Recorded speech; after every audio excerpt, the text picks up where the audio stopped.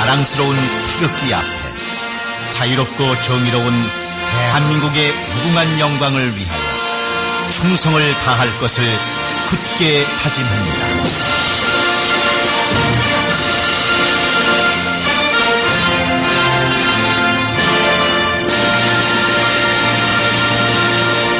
바로 이어서 순국선열과 호국영령, 민주주의와 평화를 위해 헌신하신 열사들을 기리는 묵념을 올리겠습니다. 일동 묵념.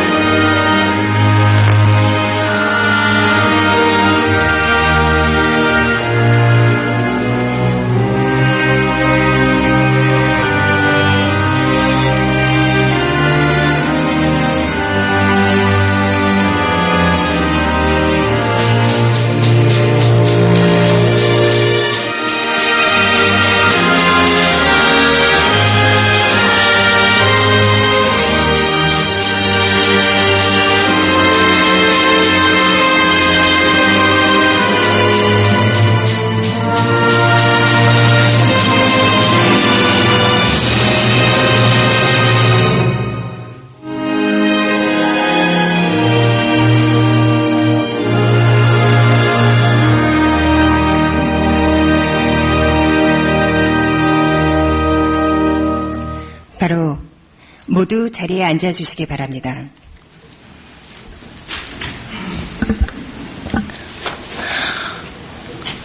본 행사에 앞서 오늘 기념식에 참석해 주신 내빈을 소개해드리겠습니다.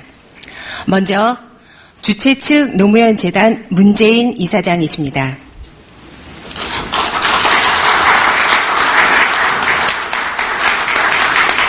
시민주권 상임 대표이신 이해찬 전 총리십니다.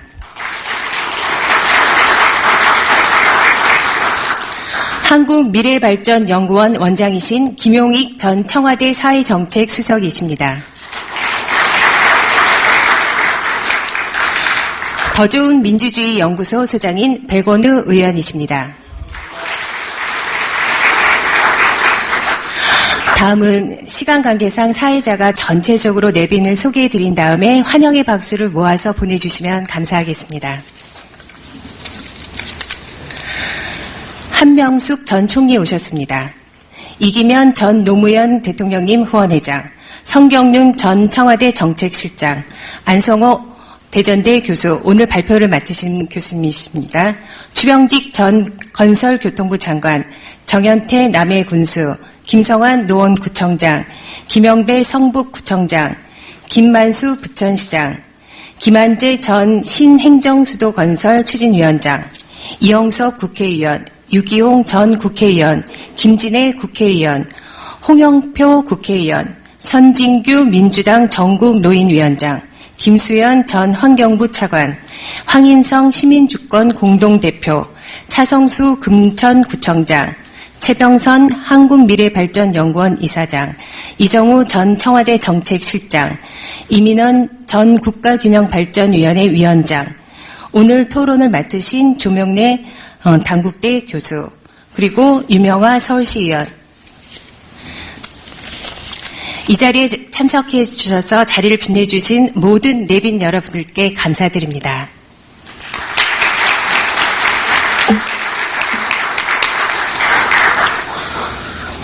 그럼 다음은 노무현 재단 문재인 이사장께서 기념사를 해주시겠습니다.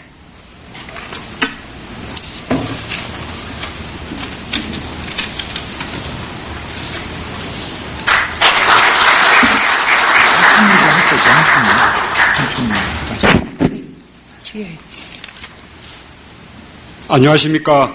반갑습니다. 노무현 재단 이사장 문재인입니다.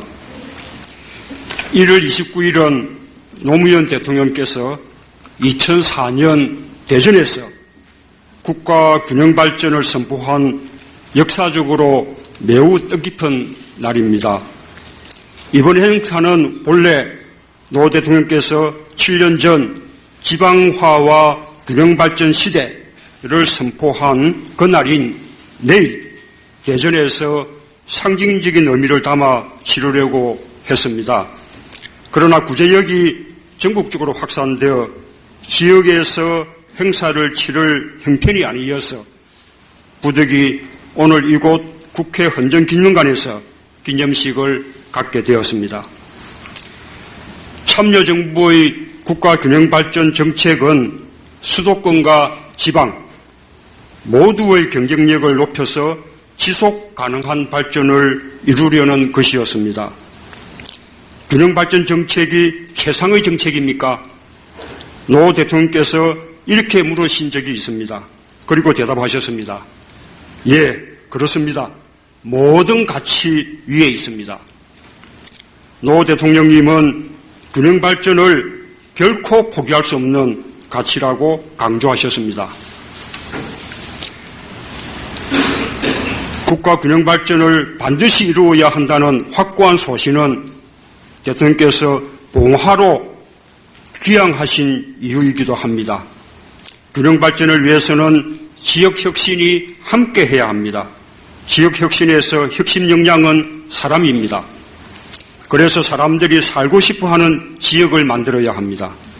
봉화에서 대통령께서 이루고자 하셨던 살기 좋은 농촌, 살기 좋은 지역 만들기의 꿈은 균형발전과 때려야 뗄 수 없는 관계입니다. 도시민이 찾고 은퇴자가 돌아와 살 수 있는 농촌 마을이 조성돼서 도시에서 농촌까지 모든 국민이 행복하게 살 수 있는 그런 국토를 만들고 싶어 하셨습니다. 그런 대통령님이 우리 곁에 안 계신 오늘의 상황이 참으로 안타깝습니다. 대통령께서는 우리가 선진국으로 가기 위해 극복해야 할 첫 번째 과제로 불균형을 꼽았습니다. 계층 간의 불균형, 지역 간의 불균형, 이 두 개가 중첩적으로 겹쳐지면서 우리의 미래를 대한민국의 발목을 잡고 있다고 지적하셨습니다. 이 불균형을 극복하고 해소하는 것이야말로 우리가 무엇보다 시급하게 넘어야 할 더 이상 미룰 수 없는 국가적 과제입니다. 참여정부는 정책을 만들고 사업을 추진할 때 균형발전에 관한 영향평가를 실시했습니다. 그만큼 균형발전을 절박한 과제로 인식하고 있었습니다. 전국토의 10분의 1에 불과한 수도권에 인구의 절반이 삽니다. 경제력 집중은 세계에서 유례를 찾아볼 수 없을 정도입니다. 그 폐해는 더 말할 것도 없습니다. 균형발전은 수도권의 질적 발전을 위해서도 그리고 지방의 동방선장을 위해서도 꼭 필요한 정책입니다. 그러나 현실은 반대로 가고 있습니다. 이명박 정부는 말로는 지역발전을 이야기하지만 실제로는 균형발전의 시계추를 거꾸로 돌리고 있습니다. 참여정부가 온 힘을 기울여서 제도화한 균형발전 정책을 하나씩 무너뜨리고 있습니다. 지역균형발전은 헌법에도 명시되어 있는 헌법적 가치입니다. 대한민국의 모든 정부가 추진해야 할 책무입니다.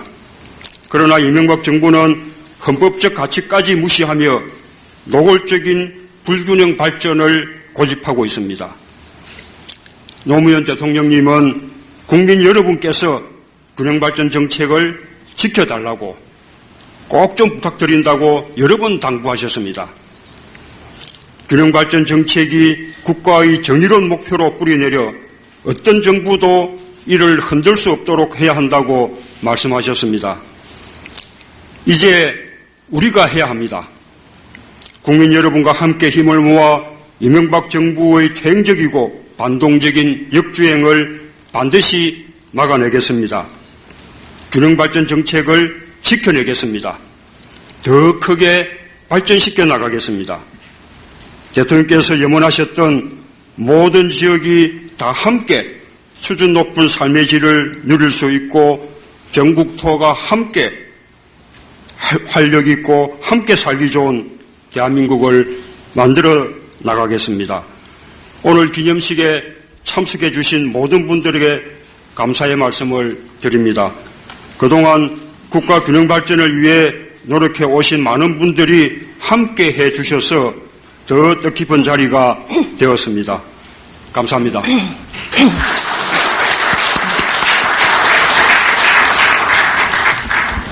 감사합니다. 다음은 노무현 대통령님의 말씀을 다는 특별 영상 상영이 있겠습니다. 지나친 조항 집권과 수도권 집중은 국가의 미래를 위해서 더 이상 방치할 수 없습니다.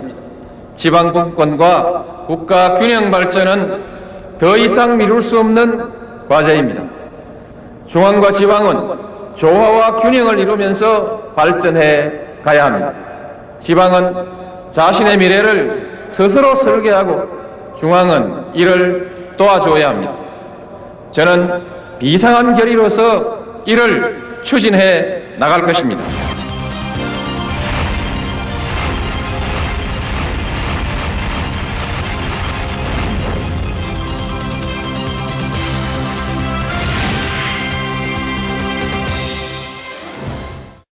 국민 여러분, 참여정부는 그때그때의 정치적 이해관계에 따라 균형 발전을 얘기한 것은 결코 아닙니다. 균형 발전을 핵심적인 철학과 가치로 삼아서 체계적으로 정책을 추진해 왔습니다.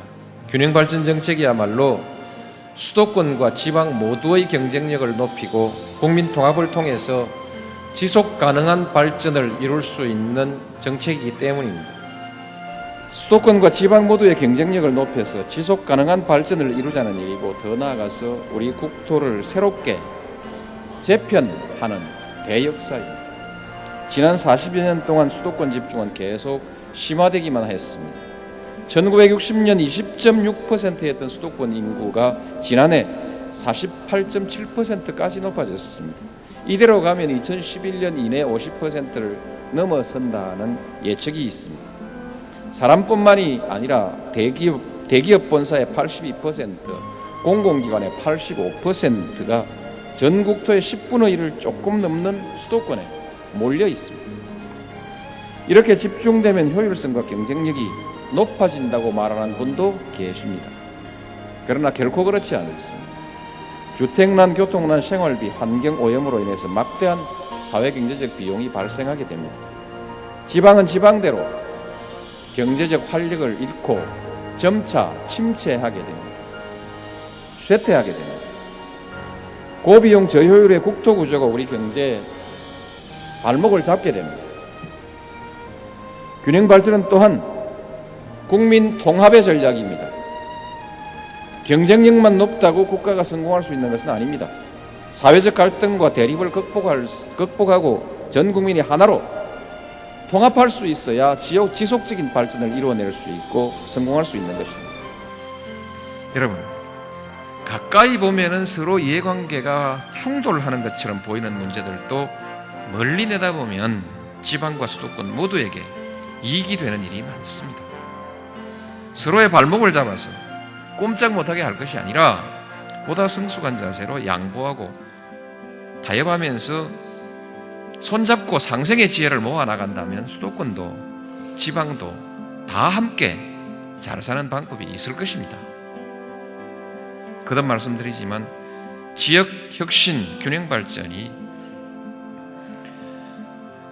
최상의 국가 발전 전략입니다. 반드시 지켜내야 합니다. 그리고 더 크게 발전시켜 나가야 합니다. 전국 모든 지역이 다 함께 수준 높은 삶을 누리는 행복한 대한민국의 미래를 만들어 가야 합니다. 이제 여러분들께 부탁드리고 싶습니다. 여러분이 균형 발전 정책을 좀 더 밀고 나가도록 힘을 모아 주십시오. 또 지금 하고 있는 것만이라도 지킬 수 있도록 여러분이 관심과 힘을 모아 주셔야 합니다. 비단 자기 지역만을 위한 것이 아니라 이것이 올바른 대한민국의 발전 방향입니다. 우리 아들, 딸들이 살아갈 대한민국의 장래를 멀리 내다보면서 함께 힘을 모아주시기를 당부드립니다. 국가 균형 발전은 앞으로도 계속 이어나가야 할 우리의 과제입니다.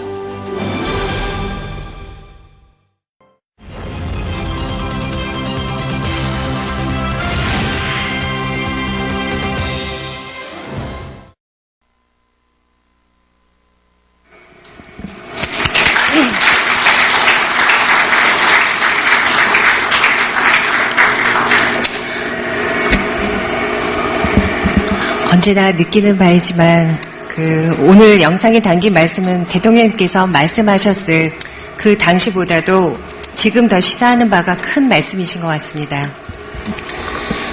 그러면 이어서 시민주권 대표이신 이해찬 전 총리의 축사가 있겠습니다.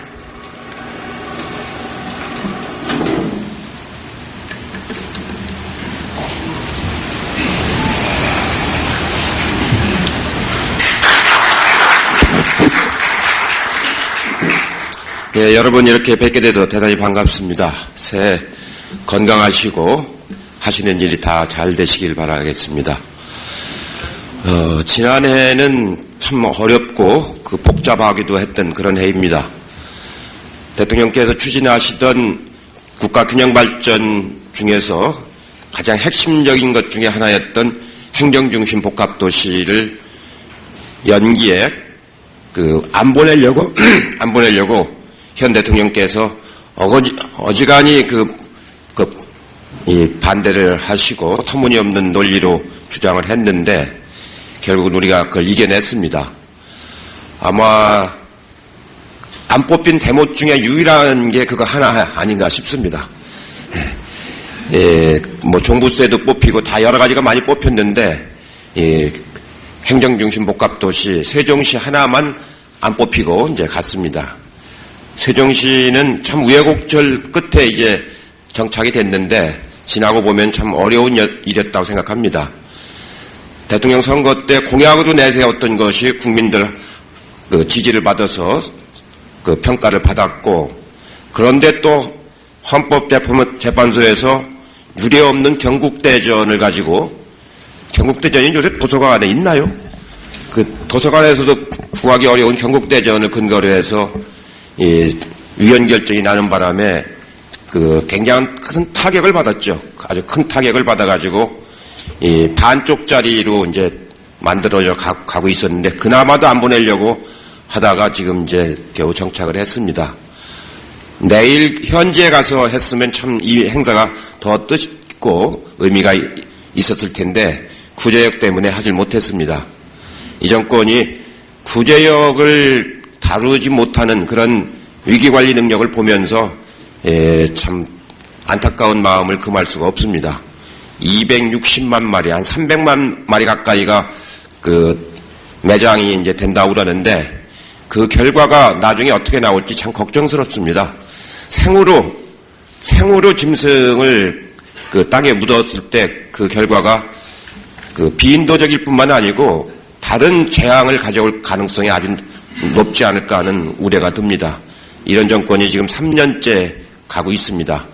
다행히 노무현 대통령의 정신을 따르는 우리의 동지들이 지방자치선거에서 많이 당선이 돼서 자치분권 정신을 잘 살릴 수 있는 좋은 기회를 작년에 확보를 했습니다. 올해 그분들이 열심히 해서 다른 자치체보다 그분들이 하는 데가 더 국민들의 삶을 더 안정되고 풍요롭게 할 수 있는 성과를 보여주는 것이 앞으로 노무현 대통령의 균형발전 정신, 자치분권 정신을 살려가는데 굉장히 중요한 밑바탕이 된다고 생각을 합니다. 여기도 많이 오셨는데 다 함께 좋은 성과를 내는 것이 아주 중요하다고 생각을 합니다. 안타깝게 이광재 강원지사가 어제 유죄 판결을 내서 도지사직을 잃었습니다. 어떻게 보면은 터무니없는 재판입니다. 우리가 형식적인 재판을 통해서 그런 국민의 권리가 박탈당하는 걸 한두 번 본 건 아닙니다만, 어제 재판 결과를 보면서, 우리가 앞으로도 넘어야 할 사법적 질서를 바로잡는 일이 굉장히 크다, 중요하다, 이렇게 다시 한번 생각을 했습니다. 내년에 우리가 모두 힘을 합쳐서 좋은 성과를 내서 대통령님의 뜻과 우리의 모든 권리를 잘 회복할 수 있는 계기가 됐으면 하는 생각을 합니다. 올해는 다시 한번 꼭 말씀드리고 싶은 거는 내가 내년에 국회의원이 되는 게 중요한 게 아니라 총선에서 꼭 승리를 해야만이 대권이 구도가 잡힙니다. 총선 승리 없는 대권 구도는 그건 허상입니다. 소수파 대통령을 만들어달라고 주장하는 이 정당은 없습니다.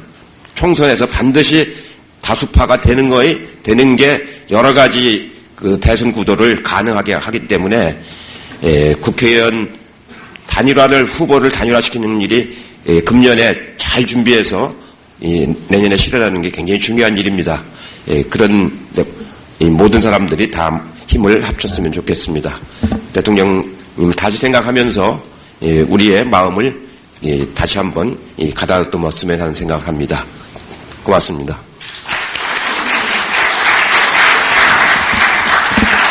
네, 감사합니다.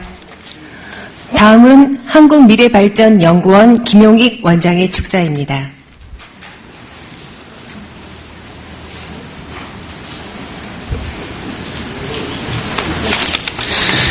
네, 미래발전연구원 원장을 새로 맡게 된 김용익입니다. 오늘 대통령님 영상을 다시 보면서 대통령께서 하시던 일이 무엇이든지 간에 다 그냥 단순한 정책이 아니라 마음에서 우러나오고 그리고 깊은 고민 속에 바탕을 둔 그런 철학의 소산이었구나 하는 것을 다시 한번 절실하게 느끼게 됩니다. 7년 전 선포된 이 균형발전 정책이 만약에 7년 동안 중단 없이 계속되었더라면 한국이 얼마나 바뀌었을까 하는 생각을 해보면 안타깝기 그지없습니다. 오늘 다시 한번 이 1000명이 모여서 대전에서 했던 행사를 되새기면서 언젠가는 다시 1000명 아니라 수천 명이 다시 모여서 우리나라의 지역 균형 발전을 추진해 나가는 그런 날이 오기를 다시 꿈꾸어 보게 됩니다. 대통령께서는 임기 동안에 행정중심 복합도시, 공공기관 이전, 혁신도시, 기업도시 이런 것들을 다 추진하시면서 초석을 놓으셨습니다. 그리고 다시 봉화로 내려가셔서 몸으로 실천을 하셨습니다. 그러니까 대통령께서는 머리로만 생각한 것이 아니라 마음으로, 몸으로 자신의 그 뜻을 이루기 위해서 노력을 하셨습니다.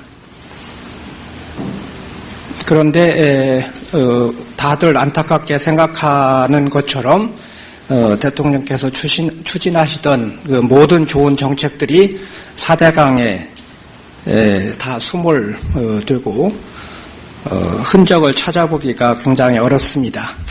그런데 아까 총리께서도 말씀하신 것처럼 우리 대통령님의 뜻을 따르는 굉장히 많은 후진들이 지방자치단체를 맡아서 이제 좋은 정책을 다시 복원해 가고 있습니다. 그리고 내년에 다시 이제 선거가 있습니다.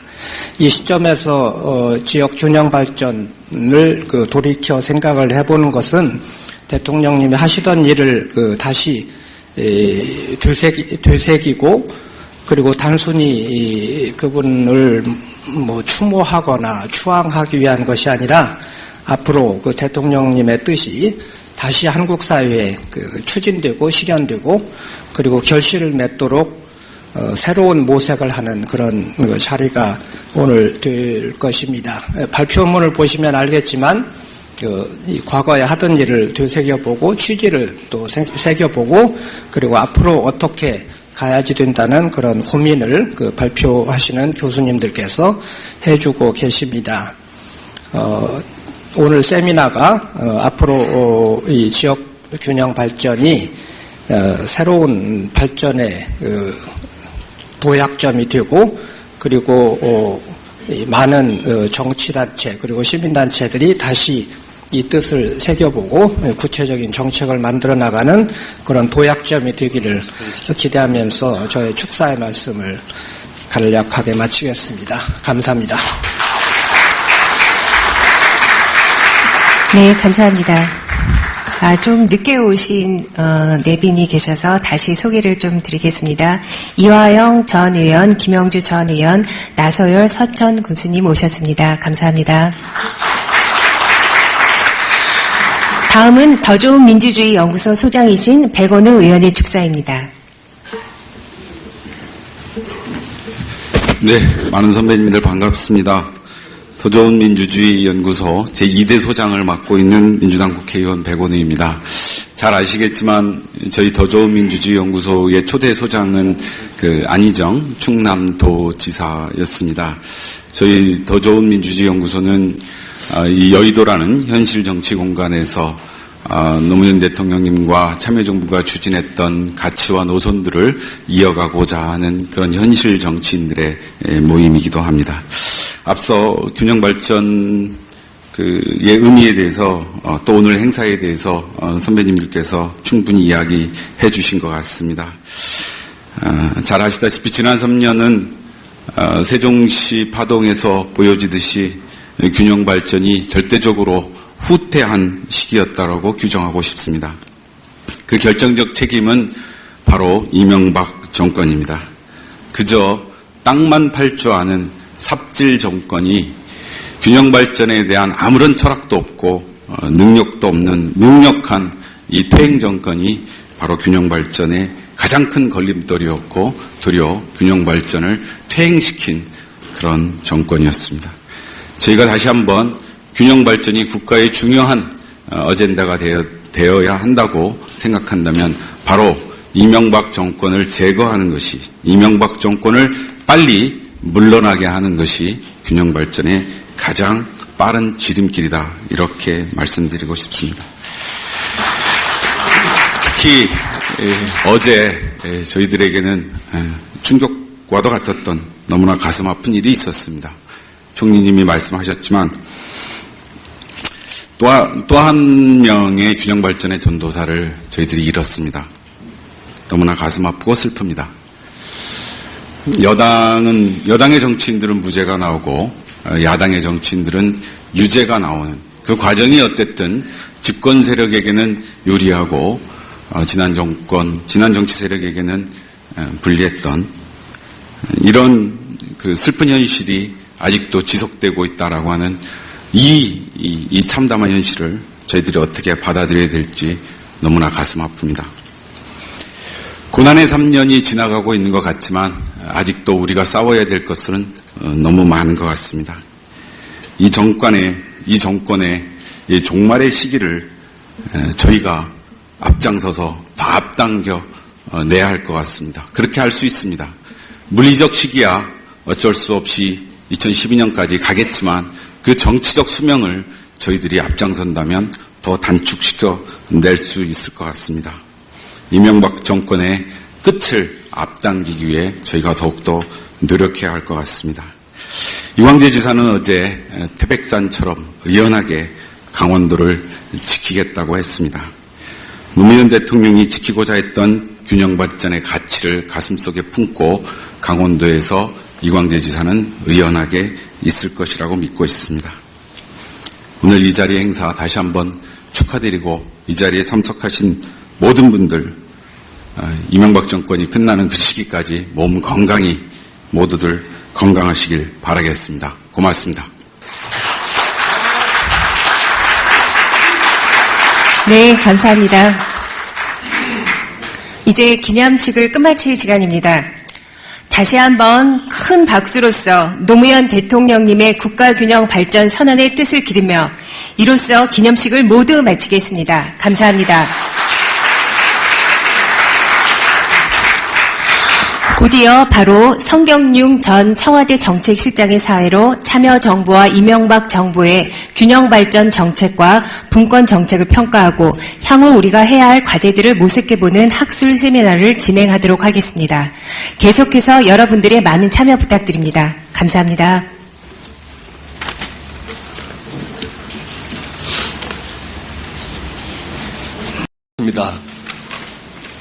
요새 이렇게 다들 생활하시면서 참 이렇게 마음이 울적할 때가 많을 텐데 오늘 이 자리는 정말 특별한 자리 같습니다. 평소에 같이 일하던 분들, 뜻을 같이 하던 분들 다 오셨고 우리가 지난 시기에 노무현 대통령께서 추진하셨던 국가균형발전 정책에 대한 동영상도 다 같이 봤습니다. 정말 흐뭇한 시간입니다. 그런데 여러분 잘 아시는 것처럼 지금 이 정부가 수많은 정책들을 무너뜨리고 있고 특히 그중에 균형발전 정책을 뒤흔들어 왔습니다.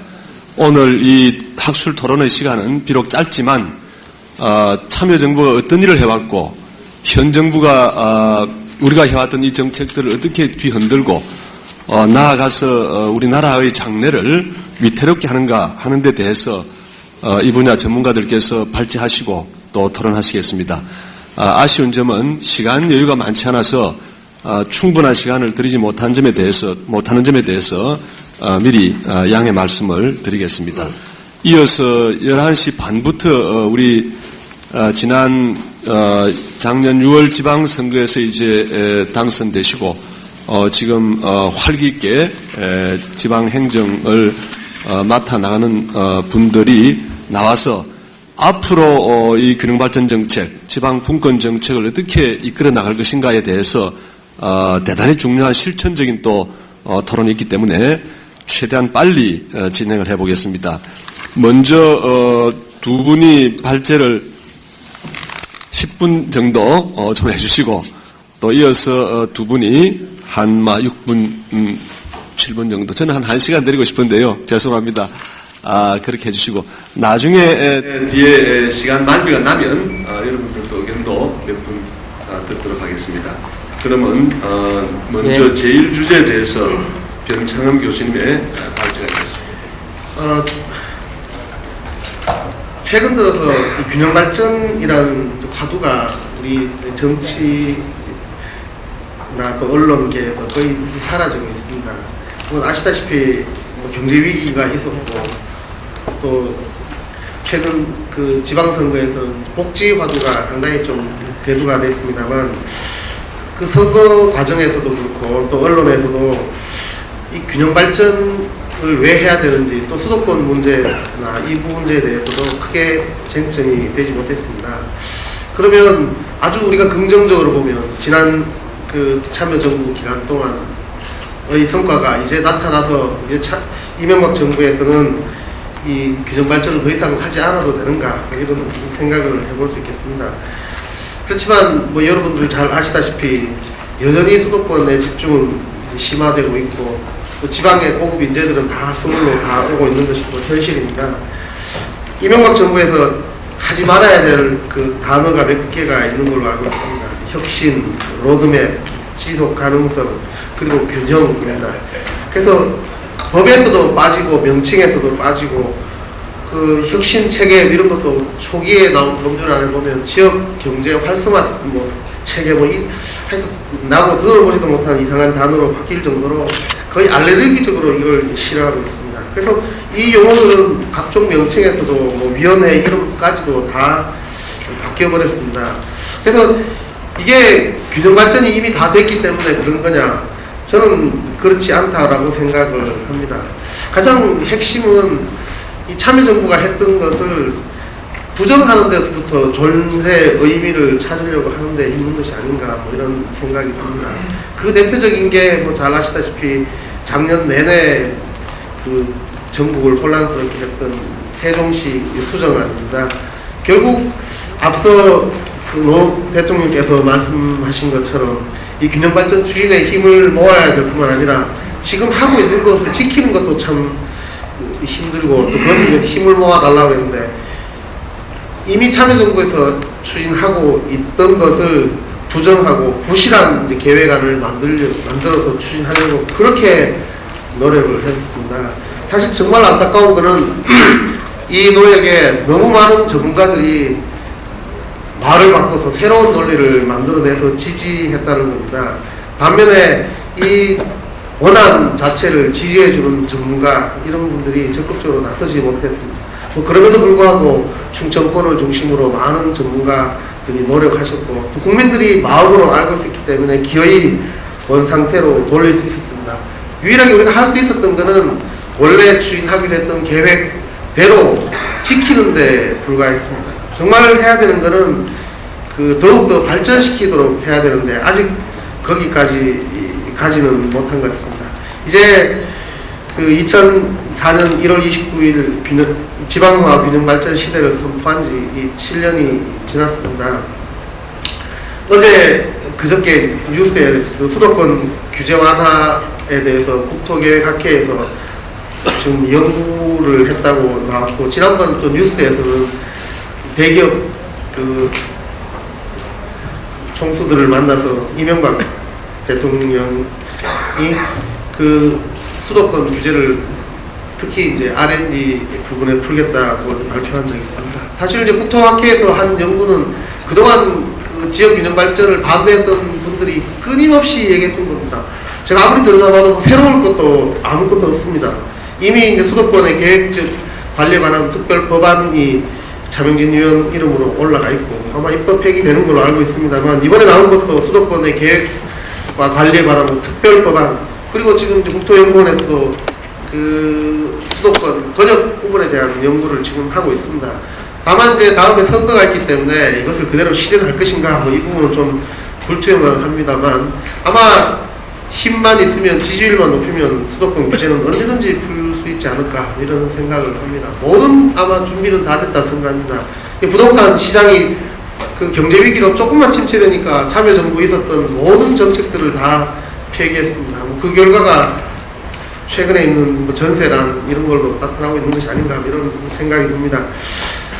시간이 짧기 때문에 저는 이제 오늘 지방화와 균형 발전의 진정한 의미는 무엇이고, 그 다음에 앞으로 우리가 무엇을 해야 되는가, 그리고 두 정책이 얼마나 차이가 나는가를 간단히 말씀드리겠습니다.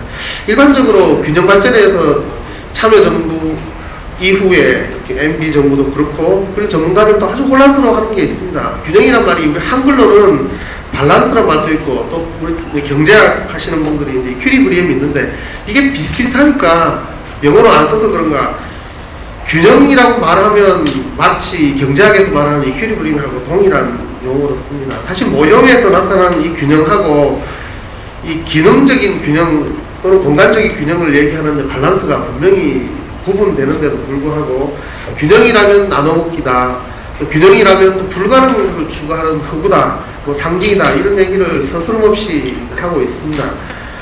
그래서 우리가 말하는 균형은, 우리가 이제 상권 분립에서 입법부, 사법부, 행정부가 서로 다르지만 우리가 견제와 균형을 하듯이 지역이 서로 다르지만 다른 자원을 갖고 있고 역사를 갖고 있지만 우리가 균형된 발전을 추구해야 되는 것이 아닌가 이런 생각이 듭니다. 이 균형 발전은 이 우리 헌법에도 아까 여러분 말씀하신 것처럼 헌법 전문 또 120조, 122조, 123조 뭐 이런 데 모두 다 녹아나 있습니다. 결국 균형 발전을 하지 말자는 것은 결국 헌법을 지키지 말자라고 말하는 것과 마찬가지가 아닌가 이런 생각이 듭니다.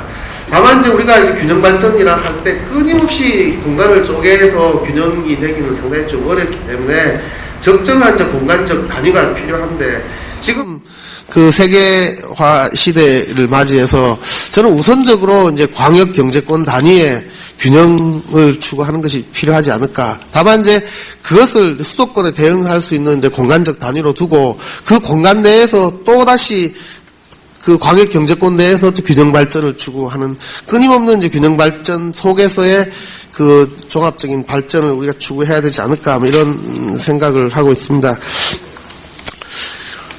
우선 그 8페이지에 있습니다. 참여정부의 지역균형 발전의 구조와 성과에 대해서 한번 간단하게 말씀드리겠습니다. 아까 대통령님 말씀도 있었고 또 여러분 축사에서도 말씀하셨습니다만, 우리 이 참여정부가 추구했던 지역정책 또 지역균형 발전 정책의 핵심 문제의식은 이 수도권의 이제 과밀과 그것이 이제 비수도권, 또 지방의 정체로 놨고 자립적인 발전을 이제 원천적으로 불가능하다는 데 있었습니다. 그 당시 상황을 보면 2002년에 수도권의 순유입 인구가 21만 명에 이르렀습니다. 그러니까 이 IMF 경제 위기를 극복한 이후에 수도권에 이제 과도하게 이제 집중되면서 이게 이 지방에서 그 자립적인 기반이 워낙 어렵다는 것이 워낙 인식이 있었고, 그 결과 이 수도권의 집중에 대한 규제 없이는 이 지역적인 발전이 어렵다 이런 생각을 하게 된 것 같습니다. 특히 단순한 이제 인구의 집중뿐만 아니라 이제 권력의 집중, 그리고 이제 이 지방의 참여 부족 뭐 이런 것들이 이 배제의 문제까지로 났기 때문에 결국 이런 이제 권력 그리고 인구, 또 산업, 뭐 이런 것들을 종합적으로 발전시킬 수 있는 국가 발전 전략이 필요했고, 그것이 이제 균형 발전 정책으로 나타나지 않았나 이런 생각을 합니다. 그래서 참여정부의 균형 발전 정책은 기존의 총량적인 성장만 하면 자연스럽게 지역 발전이 이루어질 것이라는 데서 이제 균형적인 성장을 추진했고, 그리고 이제 중앙정부가 주도하는 데서 이제 지방정부가 주도하도록 지역 혁신 체계를 이제 구축했고, 그리고 이제 수도권에 대한 단순한 이제 규제가 아니라 수도권 규제에다가 그런 수도권의 질적인 발전을 위한 상생 발전을 추구했다. 그리고 추진 방식에 있어서 이제 개별적이고 단편적인 이제 정책에서 이제 종합적이고 일관된 정책, 그리고 이것을 추진 가능하게 하는 이제 법률 체계와 그리고 이제 국가균형발전위원회 같은 이제 행정 지원 체계를 이제 만들었다. 이렇게 볼 수 있겠습니다. 뭐 아시다시피 참여정부의 균형발전 수단은 가장 이제 큰 것이 그 수도권의 양적인 팽창을 억제하고 이제 질적인 발전을 추구하고, 또 지방에서는 이 양적인 확충과 더불어 이제 경제적 자립을 목표로 이제 설계를 하였습니다.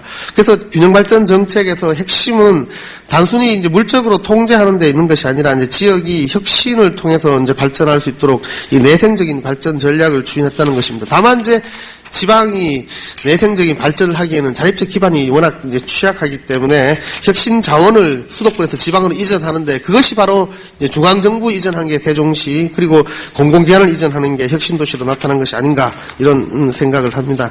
이것을 이제 지원하는 이제 종합조정자로도 중앙정부의 역할이 이제 강조되었다는 것이 참여정부 지역정책의 특징이라고 할 수 있겠습니다.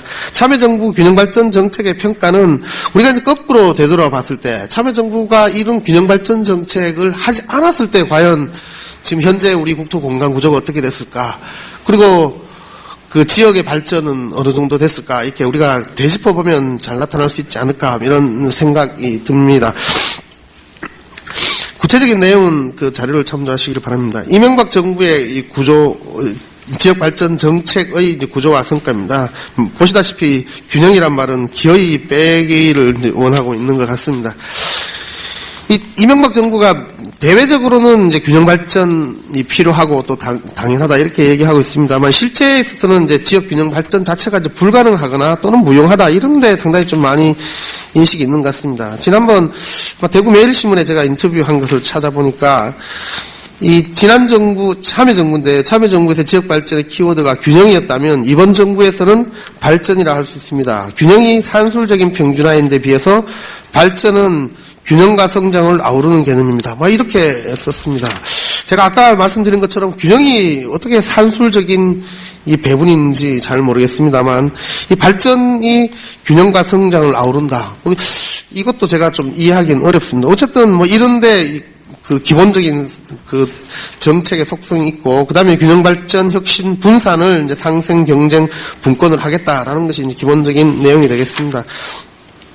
근데 가장 특징은 수도권 정책을 이 지역 균형 정책하고는 완전히 분리했다는 겁니다. 그래서 이제 지난번 수도권 정책도 국가 경쟁력 강화위원회에서 발표했지 지역발전위원회에서 하지를 않았습니다. 그 다음에 이제 이 공간적 단위 부분에 대해서도 초강력, 광역, 기초까지 이제 포괄을 하고 있다는 것이 좀 특징이다. 이렇게 볼 수 있겠습니다.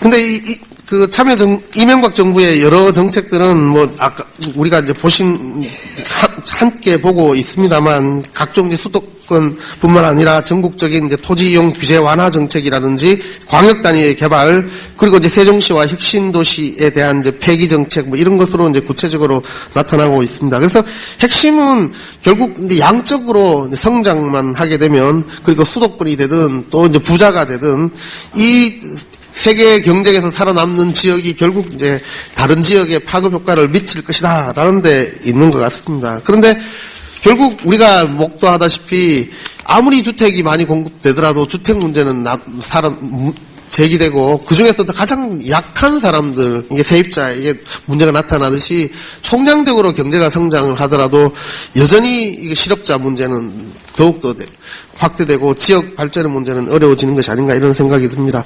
그래서 저는 이 자립형 지방화를 위해서 우리가 해야 될 일을 몇 가지로 한번 정리해 봤습니다. 첫 번째는 참여정부의 균형 발전 정책을 계속 발전해야 될 과제입니다. 우리가 애써 기어이 지켜내긴 했습니다만 세종시의 성공적인 추진입니다. 여러분들 많이 언론에서 보셨다시피 분명히 이명박 정부는 참 이 세종시를 하게 되면 이 국가가 이제 거덜난다. 모든 이제 자독성 문제도 있고 비효율 문제가 있다라고 했습니다. 그런데 결국 이것을 대체하기 위한 법안이 국회에 통과하지 못했기 때문에 폐기했습니다. 그러면 그 당시 문제 있었던 거라고 얘기했던 게 잘못인지 아니면 지금 생각이 바뀌었는지 그것을 명확하게 밝히든지 아니면 여전히 문제 있다고 생각하면 이것을 보완하기 위해서 자독성 보완이라든지 그다음에 행정 비효율성을 줄이기 위한 노력을 해야 됩니다. 근데 결국 과거에 했던 것을 잘못한다고 얘기하지도 않았고 지금 것을 고치려고 노력하지도 않았습니다. 다만 이제 속도만 늦추고 있습니다. 그래서 바깥에서 보면 잘 되나 두고 보자 이런 심정이 아닌가 이런 생각이 듭니다. 마찬가지로 혁신도시도 원래 계획에서는 2012년부터 이전하기로 되어 있습니다만 아직까지 이것을 종합적으로 챙기면서 이 기존 토지를 매각하고 새로 오도록 하는 것을 촉진하는 데는 서두르지 않고 있습니다. 근데 특히나 단순히 건물만 짓는다고 혁신도시가 되는 것이 아니기 때문에 그 지역에 머물 사람들, 지역의 산업들하고 같이 어떻게 결합할 것인가에 대해서는 아직 논의가 없습니다. 특히 이제 지방대학도 상당히 좀 심각한 문제가 아닌가 이런 생각입니다. 대학을 순수하게 이제 경쟁력 단위로 보기 때문에 결국 수도권에 우수한 대학만 남고 지방대학은 위기에 빠지지 않을까 이런 생각이 듭니다. 마찬가지로 이제 광역경제권 구상은 저는 참여정부 마지막 연도에 시작을 했고 이 정부에서 이어받았으면 이게 실질적으로 작동할 수 있도록 해야 되는데 여러 공간 단위가 동시에 되어 있을 뿐만 아니라 광역경제권이 단순히 광역자치단체 간의 협의에 불과하기 때문에 실효성이 좀 떨어진다 생각합니다. 그 다음에 두 번째로 반드시 막아야 될 이명박 정부의 지역정책입니다. 아까 말씀드린 것처럼 수도권 규제 완화 정책은 모든 법안까지 만들어 놓고 지금 연구도 계속 진행하고 있습니다. 수도권 3개 지자체에서도 수도권 위원회가 만들어져 있습니다. 그래서 지난 2008년 10월 30일에 이미 수도권의 대부분 규제를 이제 풀었습니다. 그래서 이게 지방의 균형 발전을 추구하는 이 전문가, 지자체, 또 시민단체가 힘을 합하지 않으면 반드시 아마 이 정부 내 수도권 규제를 풀어버리지 않을까 이런 생각입니다. 두 번째는 행정구역 개편입니다. 행정구역 개편은 저는 이제 민주당에서도 이 당론을 아주 이상한 형태로 지금 결정이 됐다라고 생각을 합니다만 단순히 시군을 통합해서 100만급 광역시로 승격되는 것이 과연 균형 발전인가 이런 생각이 듭니다. 그래서 제가 아까 말씀드린 것처럼 참여정부 마지막 연도에 했던 것처럼 저는 광역권 단위에 일종의 이제 초광역이 되겠습니다. 광역권 단위의 균형 발전을 하도록 행정구역 개편도 그것을 지원해야 되는 것이 아닌가. 반면에 이제 기초생활권 단위 내에서 읍면 동단위에서 준자치단체화해서 실질적인 주민 참여가 되도록 해야 되겠다 이런 생각입니다. 그다음 세 번째는 여러분 잘 아시다시피 4대강 사업입니다. 이것은 우리가 총력을 다해서 막아야 된다 생각을 합니다.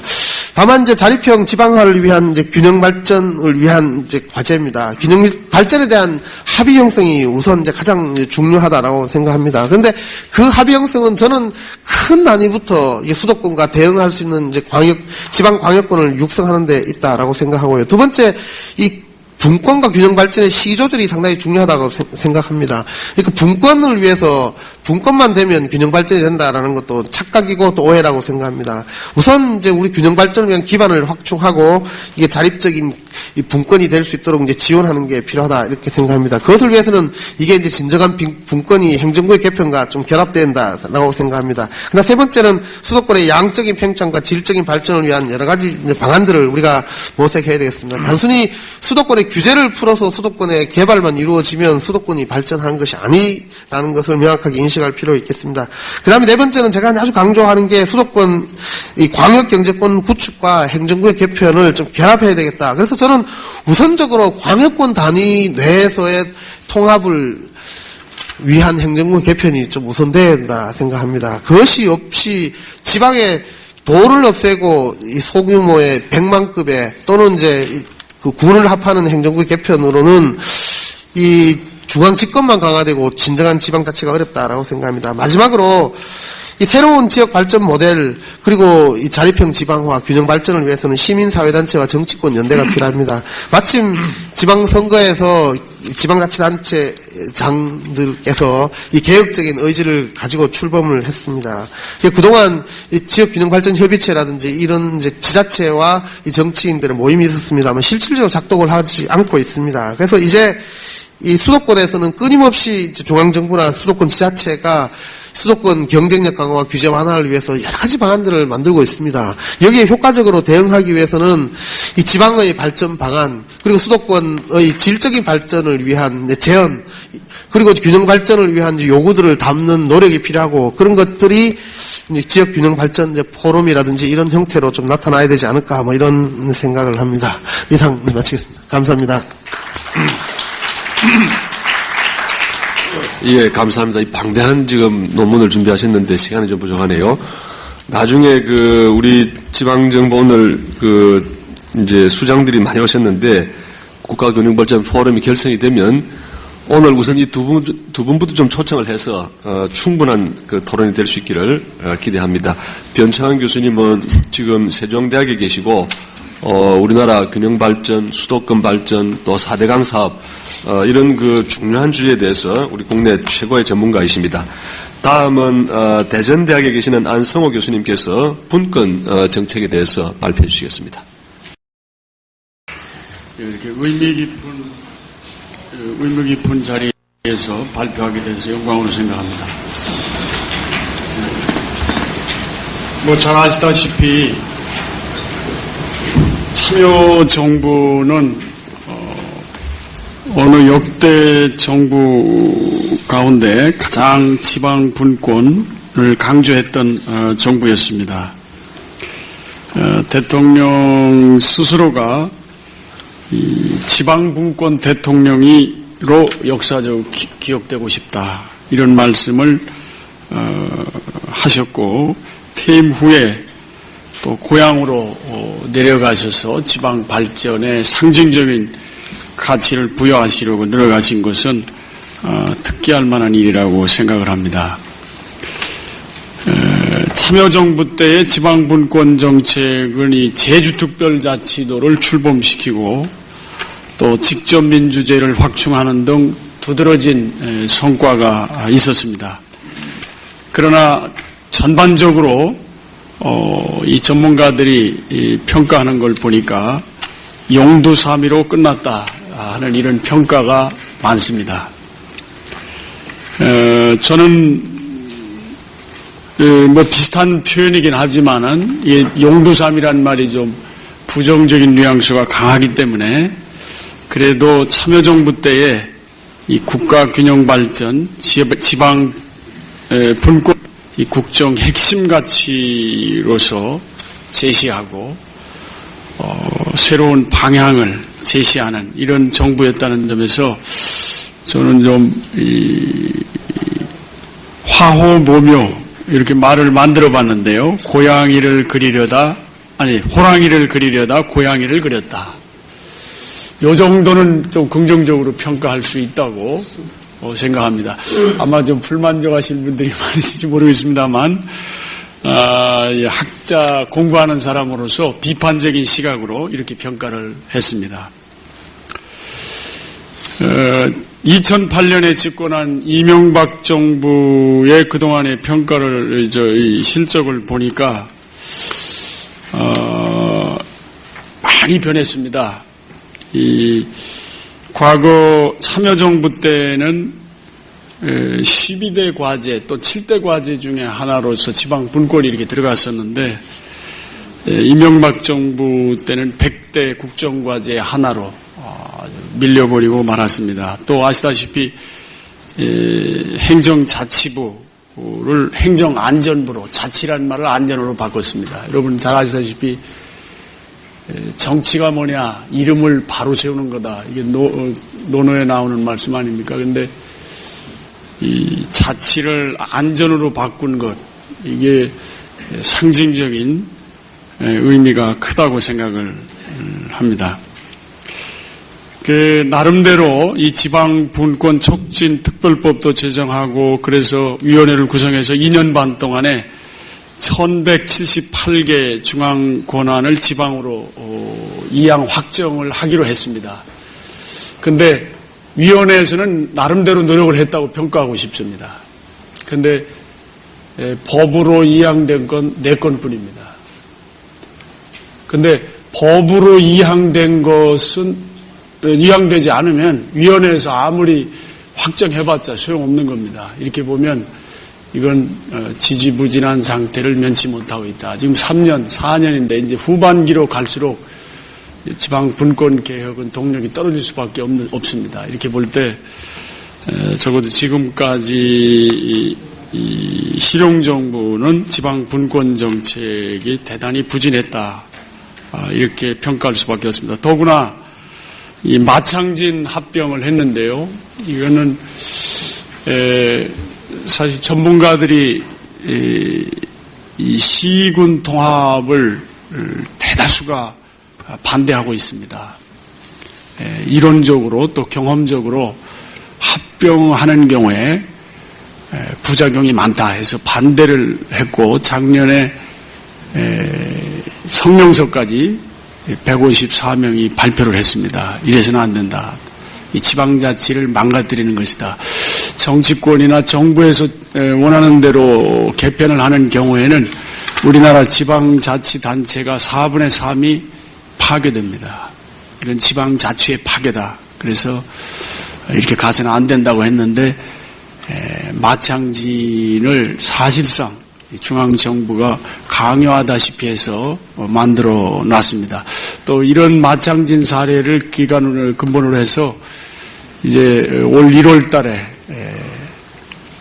위원회가 대통령위원회가 만들어져 가지고 지방자치체제 개편을 전면적으로 지금 시도하려고 노력을 하고 있습니다. 자, 이것은 지방 분권의 뒤틀림이다. 이렇게 제가 표현을 해봤습니다. 그래서 대단히 우려스러운 상태에 있다. 이런 말씀을 드리고 싶습니다. 벌써 시간이 저에게 주어진 시간이 한 5분도 안 남았는데요.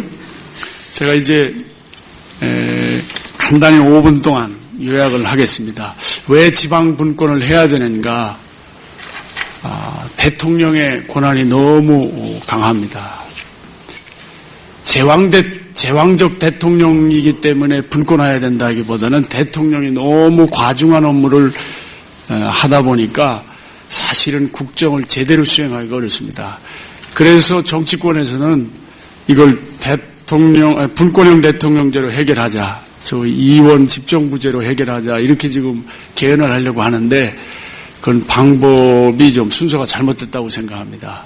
먼저 지방 분권을 제대로 해야 된다는 겁니다. 그걸 우리가 근본을 알 수 있는 것은 국회도 이 과부하에 시달리고 있다는 것을 아주 통계적으로도 알 수가 있습니다. 현재 28대 국회 개원 이후에 지난 1월 10일까지 발의된 이 법안 수가 42건인데요. 이 중에서 상임위원회에서 제대로 심의해가지고 처리해 준 것이 1756건에 불과합니다.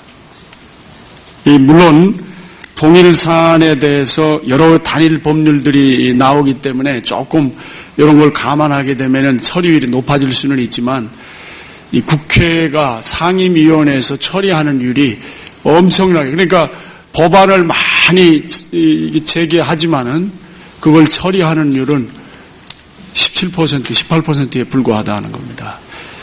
예를 들면은 이 행정안전위원회는 현재 이 1056건이 심의를 기다리고 있습니다.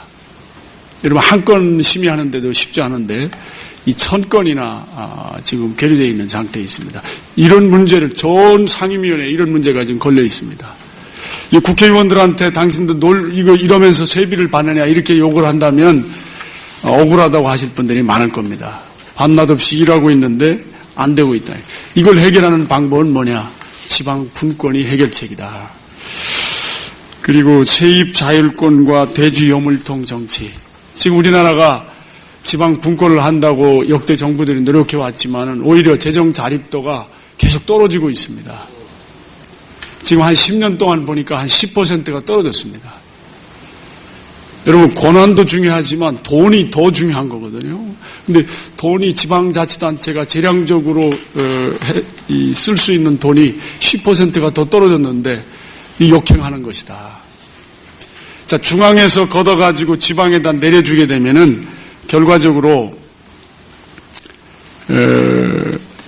이 돼지 여물통 정치가 되고 많은 낭비와 부작용, 부패가 있게 됩니다.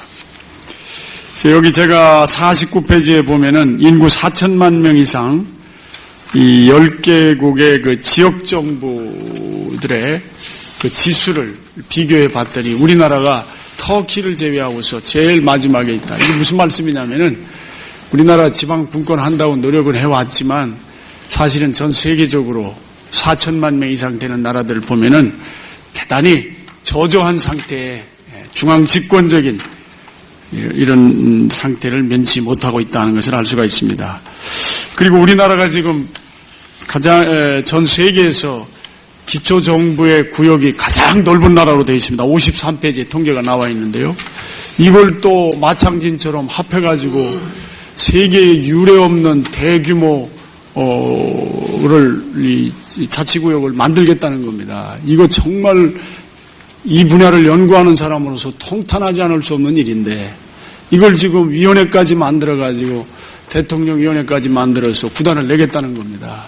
저도 거기 참여하게 됐습니다마는 저 혼자 몇 사람이 거기 지금 대부분의 사람들이 그 지금 찬성하는 쪽의 사람들을 아마 참여시키고 있을 거예요. 저도 거기 참여해서 제대로 역할을 할 수 있을까 우려를 해서 망설였지만은 그래도 가서 얘기를 해야 되겠다. 그래서 지금 참여는 하고 됐습니다만 우려하지 않을 수가 없습니다.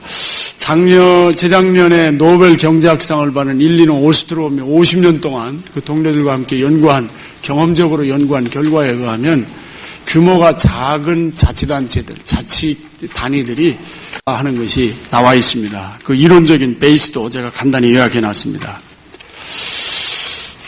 참여정부, 실행정부는 생략하고요. 제가 결론적으로 그럼 앞으로 지방분권 정책이 어떤 방향으로 나가야 될 것인가. 물론 망라해서 다 얘기할 수는 없습니다. 제가 중요하다고 생각하는 방향을 몇 가지로 말씀드리겠습니다.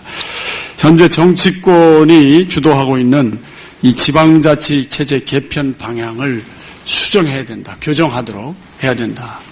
두 번째는 지금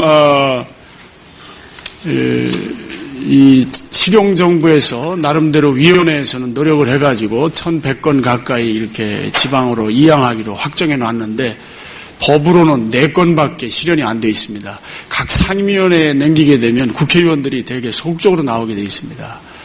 이걸 해결하는 방법 중에 하나는 프랑스나 영국의 사례처럼 우리나라에서도 지방 이양 일괄법을 만들어서 일괄적으로 처리해야 된다. 이미 전문가들에 의해서 많은 논의를 거쳐서 결정한 사항이기 때문에 일괄 처리해도 문제가 없다 이렇게 생각을 합니다. 더불어서 이 지방 분권은 내 본질적인 요소로서 이 민주주의, 참여 민주주의가 반드시 포함돼야 됩니다. 이건 이 2007년에 UN 지침으로도 선언이 된 바가 있습니다. 이 지방 분권과 동시에 참여 민주주의, 직접 민주주의가 만들어야 됩니다. 우리 참여정부 때에 직접 민주제가 많이 확충이 됐습니다만 그 내용으로 개선돼야 될 점이 대단히 많습니다.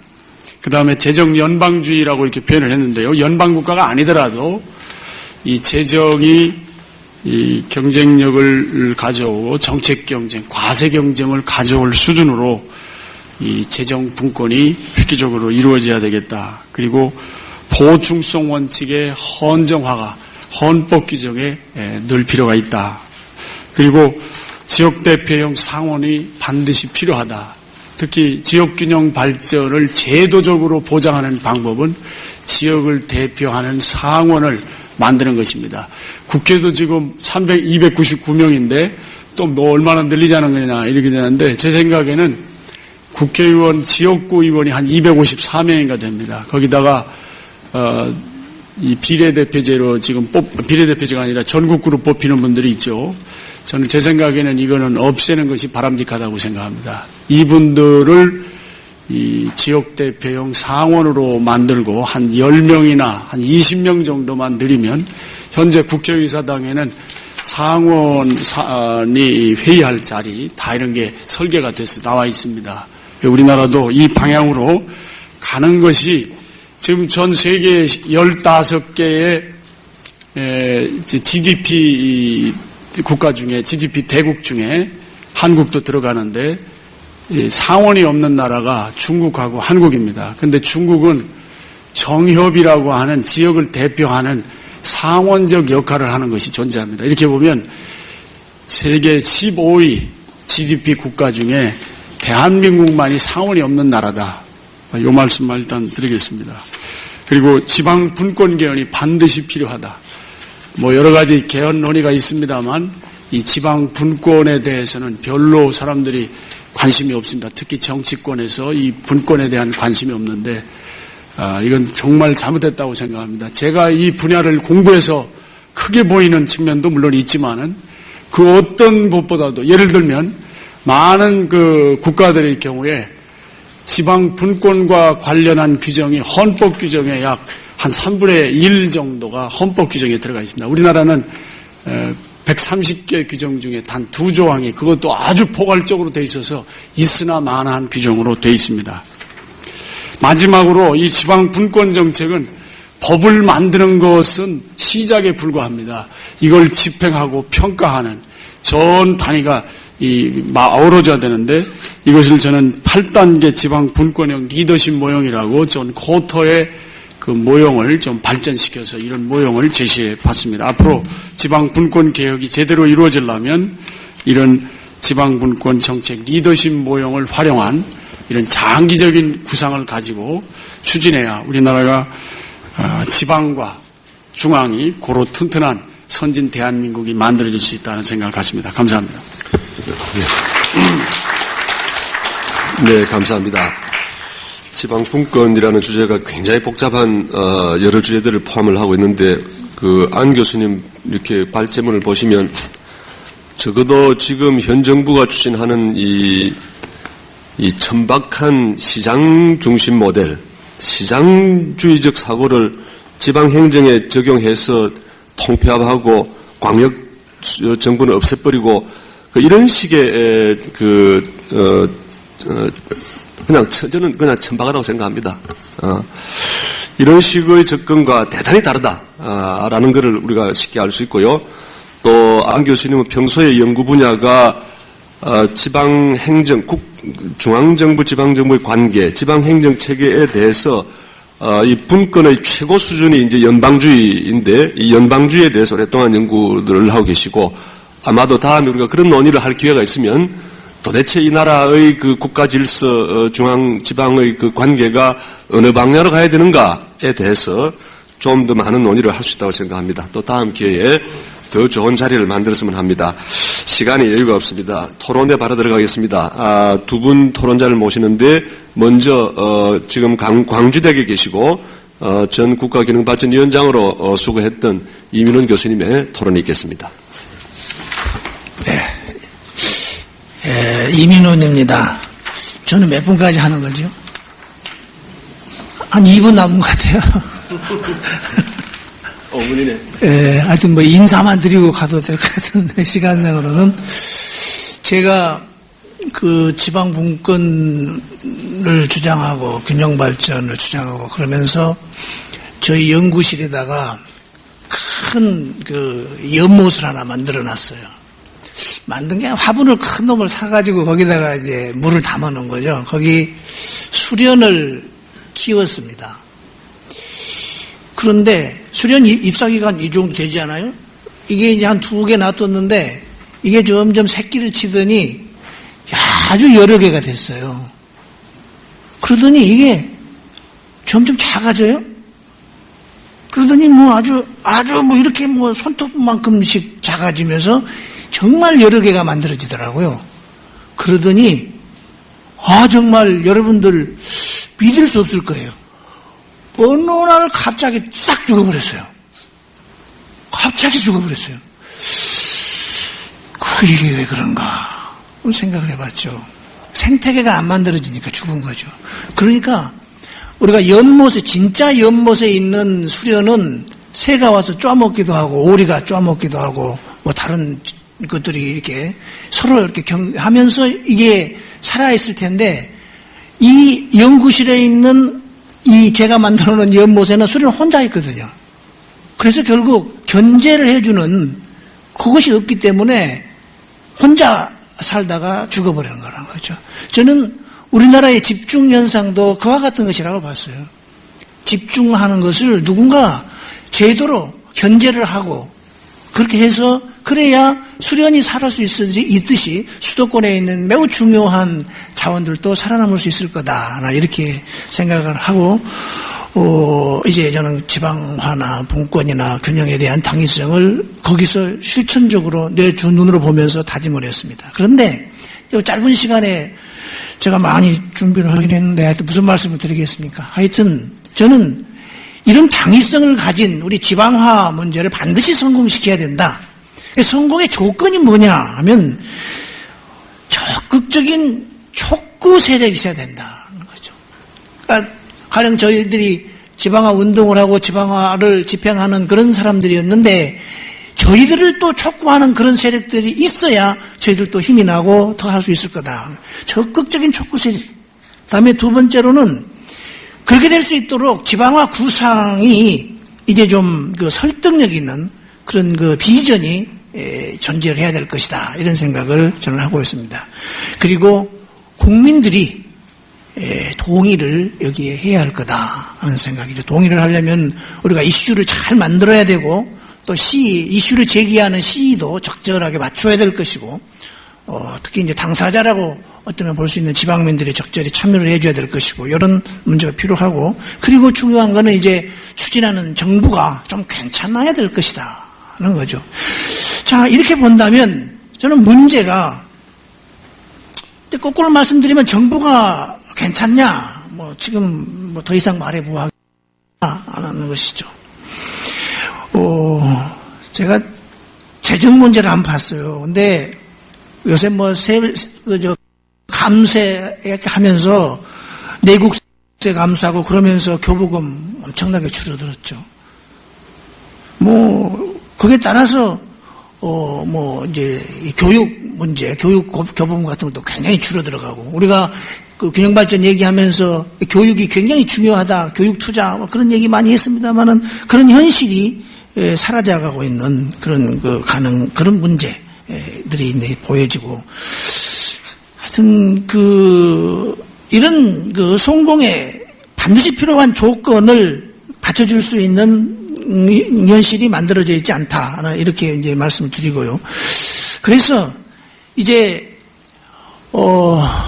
우리가 해야 될 일이 저는 여러 가지 지금 발표자분들께서 여러 가지 이제 대안들을 제시해 주셨는데 이런 대안들 여러 가지 대안들을 중에서도 그런 대안들을 가능하게 하려면 우리가 뭐가 필요하냐 그런 거죠. 전 거기서 결국 뭐 정책적으로 만드는 거 뭐 굉장히 많겠죠. 굉장히 많은데 이거를 실천시킬 수 있는 우리들의 행동 이게 굉장히 중요하다. 가장 중요하다. 이렇게 생각이 되고 그렇기 위해서는 앞으로 우리가 벌어질 수 있는 사태에 대해서 그걸 예상을 하고 거기에 적절한 우리들의 행동 지침을 만들어가는 거 이것이 중요하지 않냐. 이제 균형발전 포럼들 만들고 이제 하면은 그런 곳에서 이런 일들을 좀 해주셔야 될 거다 하는 이제 그런 생각을 합니다. 예를 들면은 앞으로 자꾸 지금 정부가 문제를 제기하잖아요. 과학벨트를 어떻게 저떻게 하겠다. 그러면 지방이 또 분열할 것이다. 앞으로 정치권이 이 문제에 대해서 관심을 어떻게 갈 것이냐. 그 문제 체크를 해야 될 것이고 또 대선 주자들의 성향이 어떤 분들이 대선 주자로 유력하게 될 것이냐. 이거 좀 더 체크를 해야 될 것이고 또 우리 지방 세력들을 잘 우리가 단결시킬 수 있느냐 이런 체크해봐야 될 몇 가지가 있다. 그래서 그 체크해야 될 것들에 대해서 경우의 수를 좀 봐서 우리들이 거기에 대한 잘 대응 지침을 정확하게 만들어 놓고 어떤 일이 벌어졌을 때 신속하게 거기에 대응하는, 그래서 지방화를 분권을 균형 발전을 반드시 성공시킬 수 있는 그런 일을 우리가 해야 될 것이다 하는 것입니다. 제 말씀의 요지는 정책도 중요한데 그런 정책을 뒷받침할 수 있는 우리들의 힘을 기르는 것이다. 그런 말씀으로 요약할 수 있겠습니다. 감사합니다. 네, 감사합니다. 마지막으로 단국대학에 계시는 조명래 교수님의 토론을 듣도록 하겠습니다. 네, 감사합니다. 그 두 분의 발제 내용을 여러분들이 아마 안 읽어보셨을 것 같는데요. 시간이 있기 때문에 읽어본 바의 입장에서는 뭐 할 말 다 했고요. 또 대안도 다 있습니다. 그래서 대개는 이제 구슬을 그냥 깨면 될 것 같은 그런 생각이 드는데, 그래서 두 분의 발제 내용에 대해서는 전반적으로 동의 수용하고요. 대신 좀 이제 보완하는 이제 그런 몇 가지 코멘트를 하겠는데요. 우선 오늘 이와 같은 논의를 우리가 하게 되는 것에 그 어떤 맥락을 조금 더 분명히 하면 좋겠다라는 생각이 듭니다. 단순하게 기념 행사용 세미나가 아니라 아무래도 집권 세력들이 구집권 세력들이 모여서 이런 것을 이야기하기 때문에 우리가 예컨대 노무현 그 참여정부 시절에 이걸 했었는데 한계가 뭐고 우리가 만약 집권한다면 어떤 식의 또 그동안 못했던 균형발전 정책을 성공적으로 하겠다라는 이제 그런 조금 행동지향적인 미래지향적인 관점을 가지고 과거 행적을 보고 또 앞으로 할 바를 우리가 고민한다면 훨씬 더 구체적이고 어떤 현실성 있는 그런 어떤 논의가 될 뻔했는데 그냥 펑퍼짐하게 얘기한다면 좋은 게 다 좋다는 식으로 이야기를 할 수밖에 없고 뭐 저도 사실 발표하라고 하면 굴 수밖에 없다는 생각이 듭니다. 그래서 그런 측면에서 저는 앞으로 이제 이 그 균형 발전에 관한 논의들을 우리 이제 여기 이제 주체들이 계속 논의를 해간다면 분명히 참여정부의 균형 발전 정책의 공과에 대해서 우리가 냉철하게 반성을 하고 또 이명박 정부가 실패하고 제대로 못하는 부분에 대해서도 그것을 우리가 극복할 수 있는 대안도 분명히 갖추는 그런 식의 강도 높은 일종의 성찰적 균형 발전에 관한 논의와 고민이 난 있어야 된다고 보는데요.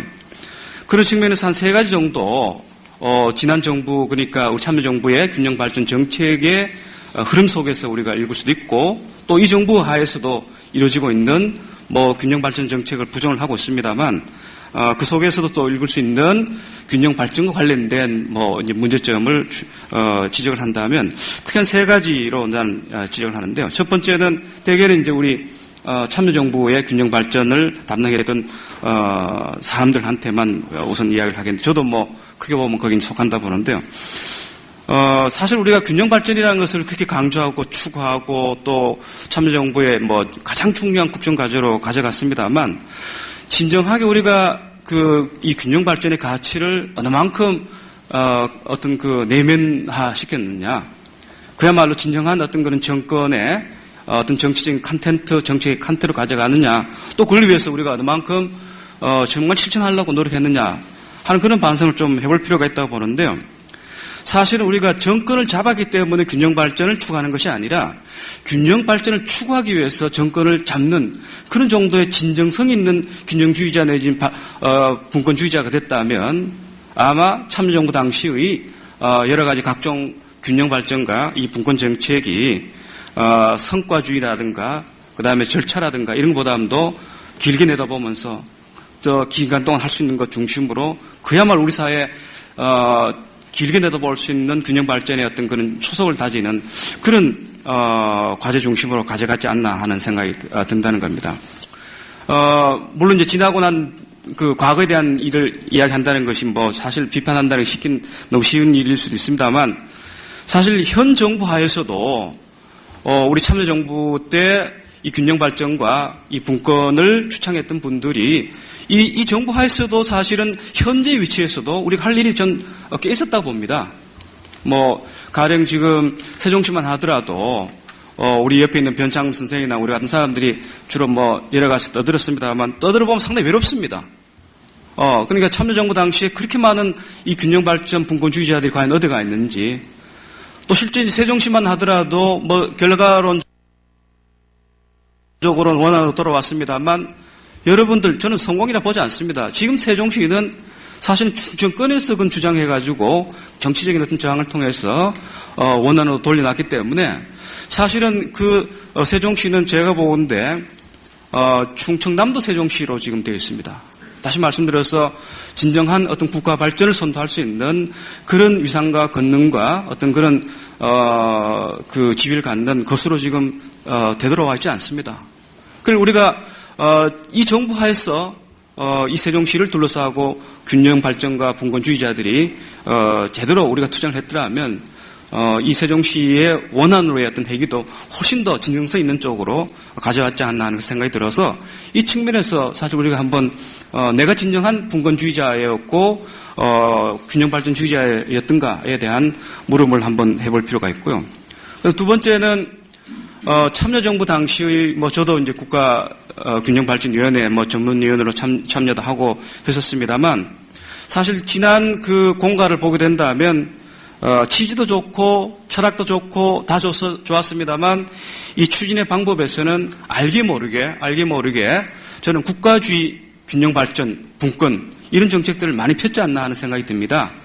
지금 그게 이제 이 정부 들어와서 참여정부의 균형발전 정책을 뭔가 비판할 때 이건 정부가 너무 앞장서서 했다라고 하는 그 비판이 이제 거기서 나오는 것이죠. 그러다 보니까 실제 이제 이 참여정부 당시의 균형발전이 이제 분산 중심으로 가져가고 주로 이제 수도권에 있는 시설, 기능을 지방으로 분산시켜내는, 또 그러다 보니까 이 어떤 그 분권과 서로 이제 짝이 맞지 않는, 따로 노는, 사실 저는 아까 우리 변창헌 선생은 분권이 우선이 아니라고 이야기를 했습니다만, 저는 분권과 균형이 동시적으로 가야 된다고 보고요.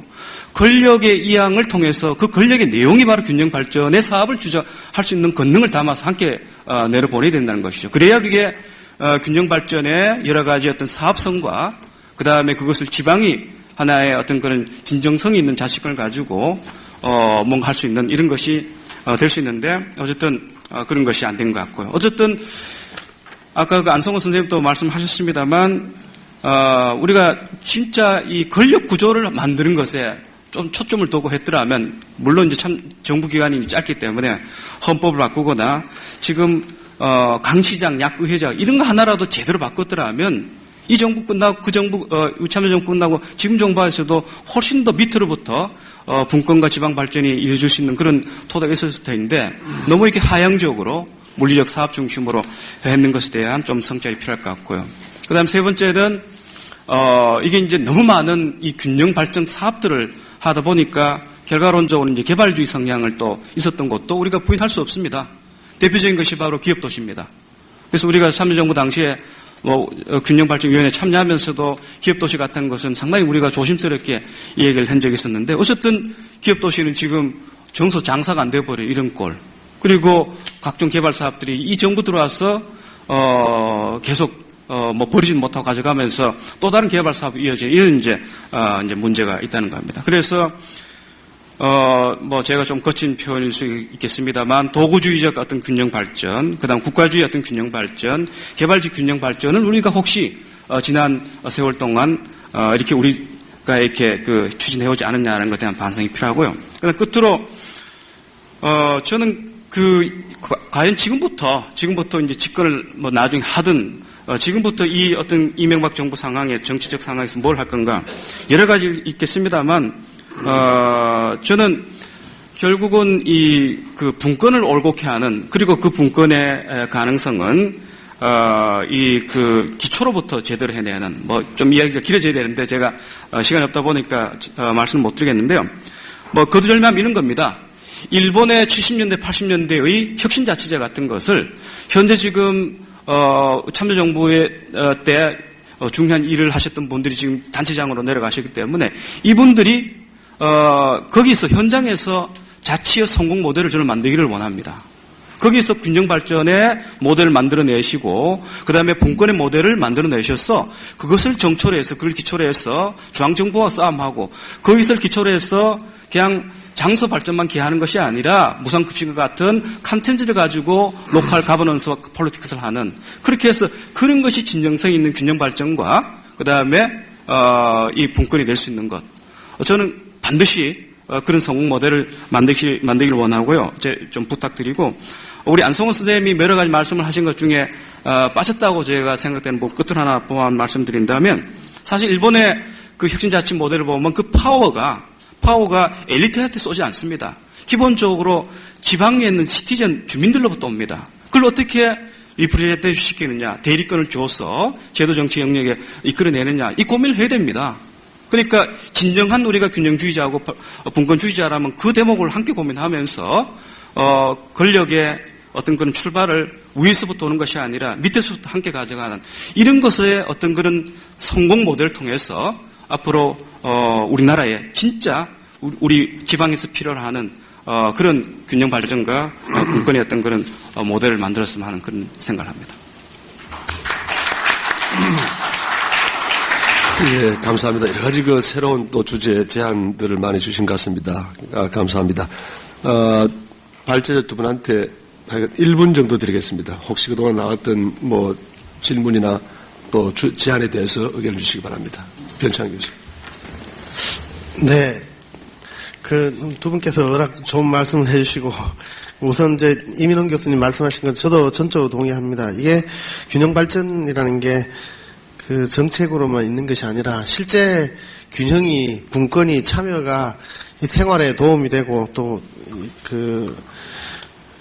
그다음 실질적으로 인간답게 사는 길이라는 것들을 아는 것이 중요하고 또 알게 만드는 것이 중요하지 않을까. 그런 이제 실천을 위한 그 홍보, 교육, 그리고 설득, 그다음에 그것을 위한 이제 지속적인 프로그램을 만드는 것이 정말 이제 필요하다라고 생각합니다. 마찬가지로 조명래 교수님 말씀하신 진정한 분권, 진정한 균형은 기초자치단체, 아까 제가 말씀드린 읍면동 단위로라도 진정한 주민들이 주도가 되는 그 개발 모델들을 만들어야 된다 이런 생각을 합니다. 다만 이제 저는 아까 계속 이제 광역경제권 얘기를 했습니다만 이 수도권하고 얘기를 할 때는 큰 단위의 그림도 그리고 또 아래 단위가 결합되는 그런 형태를 좀 취해야 되겠다 이런 생각이 듭니다.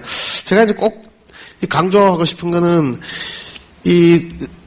우리 균형 발전에 대해서 기초자치단체장들이 이제 많이 지금 출범하셨기 때문에 이분들이 좋은 모형을 만들어서 역시 개혁 세력 그리고 균형 발전을 추구하는 데는 다르다는 것을 좀 명확하게 좀 보여줄 필요가 있고 또 그것이 또 하나의 힘이 돼서 좋은 모델들을 만들기 위해서 끊임없이 노력하고 또 균형 발전의 가치를 좀 전파하는 그런 선도자 역할을 좀 해야 되지 않을까 이런 생각이 듭니다. 그래서 오늘 우리 토론회가 그런 그 귀중한 합의를 이루는 자리가 됐으면 좋겠습니다. 감사합니다. 감사합니다.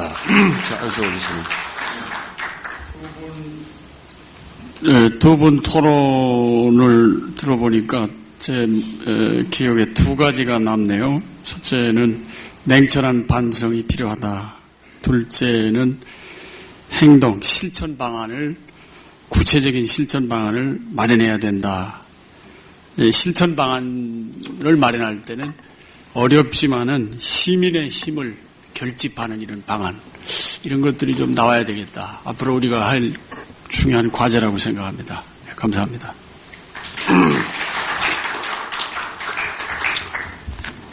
제가 작년에 1년 동안 연구년을 나가 있는 동안에 이런저런 책을 읽다가 몇 가지 중요한 걸 발견했습니다. 하나는 경제지리학자들의 연구인데 폴 크루만을 비롯해서 경제지리학자들이 뭐라고 이야기를 하느냐 하면은 모든 공간이 동등하게 균등하게 발전할 수가 없다.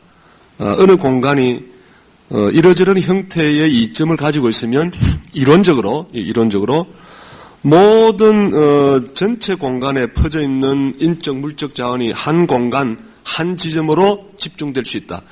이것을 파멸적 집중이라는 표현을 하더군요. 파멸적 집중. 제가 그것을 보고 아마 이 경제학 하시는 분, 지리학 하시는 분 이미 알고 있는지 모르겠는데 저는 균형발전 정책을 오랫동안 하면서도 그런 이론을 제가 접한 바가 없어서 그것을 보고 너무나 우리 한국의 수도권 집중 현실과 이게 잘 일치하는, 잘 이렇게 맞는 그런 이론 같다 하는 생각을 했고요. 또 다른 이제 책을 읽으면서 이 책은 어니콜 디모크라시라는 그 바텔스라는 사람이 쓴 책인데 여기에 보면 미국의 불균형 소득 집중이 뭐 이렇게 오르락내리락 하는데 대공황의 발생, 세계대전의 발생이 극소수 이 집단에게 부가 집중이 됐을 때, 그것이 1929년 30년대에 극단적으로 불균형이 집중이 됐고, 민주당 정부가 들어와서 계속 개선되고 복지에서 개선되다가 레이간 이후에 다시 그 집중이 가속돼서 2008년 미국의 경제 위기, 서프라임 위기, 오늘날 전 세계적인 위기는 다시 1929년 30년대에 도달했던 5%가 50%의 소득이, 제가 정확히 5%가 상위 5%인지 10%인지 모르겠는데요. 거의 50% 국부를 다 장악할 때 발생하는 위험이 그 속에 있다는 걸 제가 보고, 이게 우리나라의 현실과 너무나 이게 흡사하다 하는 생각이 들어서 오늘 우리가 이 균형발전 분권 문제에 대한 논의를 했는데, 저는 결국 이게 뭐 우리 지방이 가난하니까 지방을 구해줘 이런 차원의 문제가 아니라고 생각합니다. 우리나라에 다가올 수 있는 위험을 우리가 예방하는 길이고, 또 거룩하게 이야기하면 공존하고 더 큰 잠재력을 만들고 하는 일이 바로 우리가 추구했던 균형발전 또 분권 정책을 보기 때문에, 오늘 우리 발제자 토론자들께서 제기했던 반성해야 될 부분, 새롭게 이론을 개발해야 될 부분, 이런 것들을 앞으로 더 충실하게 갖추어서 다음 시대를 대비할 수 있도록 그렇게 우리가 가야 되겠고, 그 과정에 모든 분들이 다 동참해 주시기를 부탁드립니다. 감사합니다. 아이고, 다 수고했습니다. 다 수고했습니다. 네.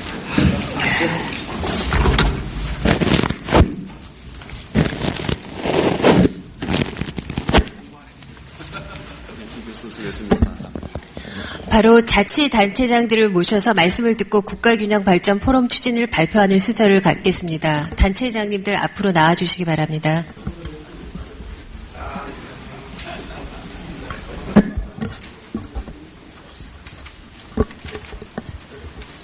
들리시나요? 예. 이제 시간이 많이 되었습니다. 마지막으로 이제 국가균형발전 포럼과 관련해서 간단히 제안 말씀 올리는 것으로 오늘 행사를 이제 정리를 하게 되겠습니다. 국가균형발전을 주창하신 2004년도 1월 29일에 7주년이 되는 바로 전날 이런 자리에서 이런 제안을 드리게 된 것을 대단히 기쁘게도 생각하고 또 무겁게 생각을 합니다. 저희들이 아까 교수님들과 토론에서 다 말씀 주셨지만 국가균형발전이라는 것이 한편으로는 제도에 의해서 분권과 함께 뒷받침되어야 될 것과 함께 그것을 끌어갈 수 있는 지역의 구체적인 혁신 역량이 준비가 되고, 그 역량을 기초로 전국이 함께 자기 지역에 맞게 자주적으로 발전해 나가는 것이 우리 대통령께서 꿈꾸셨던 우리의 미래이국 국가발전 전략이라고 그렇게 생각됩니다. 그런 측면에서 보자면 이제 우리 자치단체장들이 이런 고민을 함께 학계와 시민사회와 더불어 지역 우리 주민들과 함께 모범을 만들고, 그 모범을 기초로 서로 발전의 기초가 되는 그런 주춧돌을 하나씩 놓아 나가야 될 그런 단계가 아닌가 싶어서 저희들이 오늘 이런 제안을 드리게 되었습니다. 안타까운 것은 당초 이 행사가 1월 29일 내일 충남도청에서 개최될 예정이었지만 구제역이 너무 이제 심각한 상황이고 해서 이거 서울에서 개최된 점, 그래서 광역단체장 두 분께서 제안자이시지만, 그래서 오늘 직접 나와서 발표를 하셔야 되지만 두 분이 못 오셨습니다. 그래서 저희들이 제안의 말씀을 우리 단체장들을 대표해서 두 분께서 해 주시겠습니다. 저희들과 함께 이 기초 제안을 드리는 분은 안희정 충남도지사, 그리고 김두관 경남도지사를 비롯해서 서울에 있는 구청장들과 서울에 있는 금천구청장, 그다음 노원구청장, 은평구청장, 그리고 저 성북구청장, 그리고 부천시장, 수원시장, 화성시장, 대전의 유성구청장, 아산시장, 서천군수님, 남해군수님, 그리고 광주의 광산구청장 등 해서 총 현재까지는 제안자로 14분이 이렇게 되어 있고요. 향후에 지금 뜻을 밝히신 분이 30여 명이 넘습니다. 그래서 아마 구체적으로 더 동참하게 될 것이고요. 학계에서는 아까 성경윤 교수님을 비롯해서 변창훈 교수님, 이민영 교수님 등등 많은 교수님들이 참여해 주실 것으로 그렇게 기대하고 있습니다. 그래서 구체적인 포럼에 대한 제안의 말씀을 우리 먼저 서천 군수님, 나소열 군수님께서 하시겠습니다.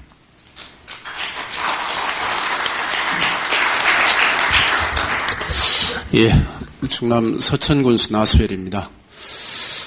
저는 국가 균형 발전을 위해서 나름대로 이제까지 역할을 했다라고 자부합니다. 사실은 제가 이제 이명박 정부에서의 가장 큰 문제를 뭐라고 보냐면은 지역의 특색을 없애는 거 아니냐. 저는 균형 발전에 있어서 어떠한 균형 발전, 이것도 좋지만은 지역이 가지고 있는 특성을 살려가면서 발전시키는 것, 그것이 굉장히 중요한 주제라고 보는데, 요즘은 기업을 유치해야 예를 들어서 재정을 더 풍족하게 지원을 한다든가 이런 방식으로 너무 단선적인 어떠한 지역 발전을 추구하는 것이 아니냐. 이러다가 보면은 지역의 특성들은 다 사라질 가능성이 크다. 이것이 가장 큰 문제가 아닌가 하는 생각이 듭니다. 그런 점에 있어서 우리 충청남도 서천은 나름대로 제가 이제 충청남도 여러분 잘 아시죠? 자유선진당이 득세하는 지역인데 적어도 민주당의 자치단체장으로 지금 현재 3선을 하고 있으니까 그 자체만도 신기한 일이고요. 또 실제 제가 지방자치의 변화를 가져오는 것은 뭐였냐면은 처음에는 저 혼자 군수됐거든요. 그런데 지금은 도의원 둘 전체가 민주당이고 사실 9명의 군의원 중에 4명이 민주당 군의의장을 저희들이 배출을 했습니다. 그리고 한나라당에 1분, 그리고 자유선진당이 4분인데 이와 같이 지역이 지난 한 8, 9년 동안 이렇게 변하는 것을 봤거든요. 그런데 가장 어려운 점은 사실은 우리와 뜻을 같이 하는 사람들이 부족하다라는 것입니다. 자치단체 장이 이제 관할하는 여러 가지 관변단체니 지역의 단체들이 있는데 사람을 변화시킬 사람들이 없습니다.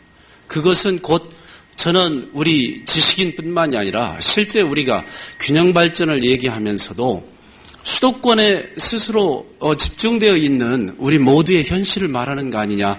그래서 진짜 인재들이 자기 고향을 가서 바꾸지 않으면은 제가 볼 때는 진정한 의미에서 균형 발전 오지 않는다라고 봅니다. 서울에는 젊은 국회의원 후보들이 넘쳐나죠. 그러나 실제 자기 고향을 바꿀 진짜 후보 그리고 지자체 후보들이 없다라는 현실, 그것이 우리의 균형 발전이 안 되는 저는 핵심적인 이유라고 생각하고요. 앞으로 우리가 국가 균형 발전 포럼을 만들어서 진짜 이명박 정부가 됐건 아니면 우리가 참여정부부터 해왔던 모든 분권에 대한 정책에 대해서 진짜 반성하고 이러한 정책 과제에 대해서 새로운 대안을 도출하고 사회적 이슈를 우리가 진단을 하면서 국민들을 교육하고 우리 스스로 새로운 의식을 갖게 하는 것이 필요하다고 생각해서 우리가 국가 균형 발전 포럼을 결성을 생각하게 된 것이고요. 그리고 우리가 1월 29일이 균형 발전을 위한 선언의 날이기 때문에 이때 행사도 공동으로 주관을 하기를 원합니다. 그리고 앞으로도 여러 단체들과 같이 좋은 사람들을 발굴하는 것, 교육시키는 것뿐만이 아니라 그리고 많은 행사들을 같이 공동으로 주관을 해나가기를 진심으로 기원드리면서 제가 국가균형발전 포럼의 취지에 대해서 여러분께서 많이 공감하시고 참여해 주실 것을 당부드립니다. 감사합니다.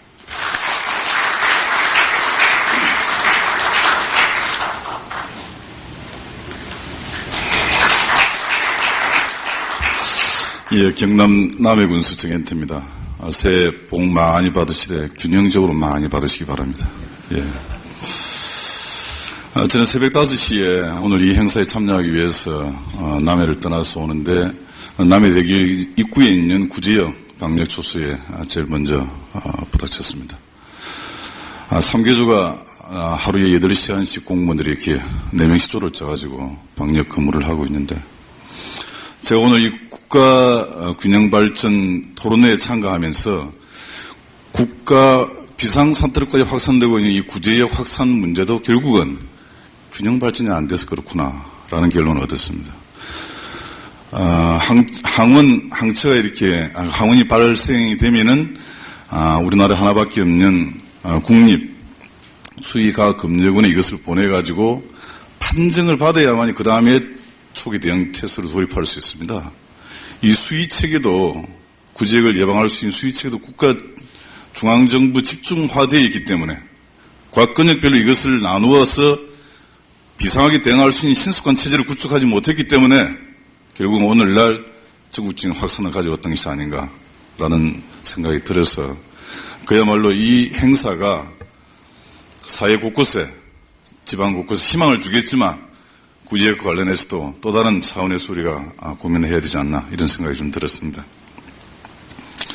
과제는 2가지인 것 같습니다. 국가균형발전 포럼을 만든다 그러면은 우선은 국가적인 균형발전의 후퇴를 갖다 좀 막아야 되겠다라는 생각이 듭니다. 또 하나는 민주주의 후퇴를 막아야 되겠다. 제가 사례를 들어서 좀 말씀을 드리자면은 참여정부 말미에 동서남해안 발전특별법이라고 만들어졌습니다. 사실은 부산하고 경남, 전남 이 3개 시도가 이렇게 해서 남해안 지역을 좀 발전시키자. 세계적으로 유명한 카리브해나 혹은 에게해 또 세토나이카 이런 국가적인 섬관광 해양관광 시대에 다른 선진국이 늘어가는데 우리는 그렇지 못하니까 한번 해보자라고 해서 동서남해안 발전특별법이 만들어졌습니다. 4대강 정부가 바뀌고 4대강 사업이 추진되면서 22조 원이 투입이 됩니다. 작년에 남해안 발전 특별법과 관련해가지고 남해안 선별도 종합계획이 24조 3천억 예산이 들은 국가적인 계획이 발표됐는데 여기는 실행계획이 아닙니다. 그림만 그려져 있을 뿐입니다. 4대강 사업 때문에 실질적으로 국가균형이라는 자체는 그림의 떡으로만 이렇게 존재하고 있는 현실이다라는 말씀을 좀 드리고 싶습니다. 참여정부 시대에 종합토지세 거두어서 지방에 못 사는 지역이 나눠졌습니다. 한 4조 정도 예산이 줄다 보니까 우리 남해군에도 2009년에는 50억 그리고 2010년에는 95억의 지방교부세 줄어버렸습니다. 그래서 10년 동안 우리 군에는 한 150억 정도 부채가 있었는데 2년 동안 늘어난 것이 50%가 늘어나 버렸습니다. 저는 당시에 이달군 행안부 장관님한테 이 문제에 대해서 문제제기를 좀 했었습니다.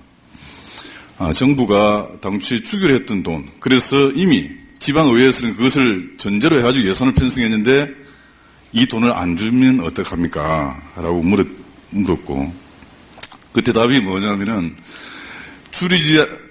우리가 주지 못한 돈을 갖다 기체를 내서 해라. 중앙정부로 이제는 기체를 더 낼 수 없는 상황이 됐다. 지방정부가 내라. 그래서 제가 질문을 했습니다. 그것은 중앙정부가 당초에 약속하기 때문에 중앙정부가 기체를 내고 우리가 고통분담 차원에서 이자를 부담을 하겠습니다. 이렇게 했더니만 중앙정부는 할 능력이 없으니까 지방정부가 하고 이자 중에서도 일부 한 2% 좀 모자라게 이렇게 부담을 하겠다는 이야기를 듣고 정말 이렇게 국가균형발전 자체가 황폐화되고 후퇴하면서 신뢰마저 약속했던 신뢰마저 잃어가고 있구나 그런 생각들을 참 참담한 심정으로 그때 느꼈습니다. 또 하나는 민주주의 후퇴를 좀 막아야 되겠다. 지금 기초지방자치단체가 228개입니다. 이것을 한 100만 인구 정도 규모로 해가지고 한 70개로 통합하겠다라고 하는데 여러분들 벌써 창원을 중심해서 마산, 진해가 통합했는데 마산, 진해에 있는 분들은 그 지역을 떠나고 있습니다. 인구가 줄어가고 있습니다. 실질적인 지방자치권을 행사할 수도 없고 혜택을 받지 못하기 때문에 그 지역에 살지 않겠다고 떠나는 분들이 늘어나고 있습니다. 저는 실질적으로 국가 경쟁력을 높이고 직접 민주주의를 갖다 이렇게 확산하고 발전시키려고 한다면은 차라리 한다면은 기초단위는 두고 강력단위 같은 통합을 해서 이 국가 경쟁력을 높이고 기초단위는 그대로 존치하면서 직접 민주주의가 발전할 수 있는 토대를 마련해야 되는 게 아닌가 뭐 이런 생각들을 해봤습니다. 어쨌든 이런 역량들을 모아서 국가 균형 발전 포럼이 만들어진다 그러면은 앞으로 더 열심히 노력해가지고 큰 정책의 변화를 가져와야 된다. 그러려면은 228명의 기초단체장 중에서 적어도 국가 균형 발전에 대한 가치와 그것을 실천할 수 있는 단체장이 200명 나와야 되겠다. 그걸 위해서 저희들 열심히 뛰겠습니다. 그리고 지금 현재는 여기 참가하고 있는 숫자가 한 30명밖에 안 됩니다만 지방에서 무료급식, 작년에 친환경 무료급식 공약을 내걸었는데 이것이 대한민국을 좀 바꿀 수 있는 소재들이다. 저희 남해군하고 자매결을 맺고 있는 서울의 도시가 동대문구하고 금천구입니다. 금천구, 동대문구 인구를 다 먹여 살리려면 남해군 전역 자체가 친환경 농업지구로 바뀌어야 됩니다. 단순히 도시에 있는 분들이 아이들에게 무료급식만 주는 것이 아니라 도농이 함께 상생하면서 발전할 수 있는 그런 시대로 이미 가고 있다. 그것을 실천을 해서 모범을 보여서 대한민국 전체가 바뀔 수 있도록 최선의 노력을 다하겠습니다. 고맙습니다. 네, 다시 한번 마지막으로 여기 참석하지 못하신 우리 도지사 두 분과 나머지 단체장님들, 아까 다녀가신 분들도 많으신데요. 그분들과 함께 국가균형발전 포럼을 3월 말경에 그러니까 공식 발족을 목표로 준비를 하고 있다는 말씀을 드리면서 많은 관심과 도움, 참여 다시 부탁 올리겠습니다. 자, 오늘 이 정도로 저희들 제안의 말씀 마치겠습니다. 고맙습니다.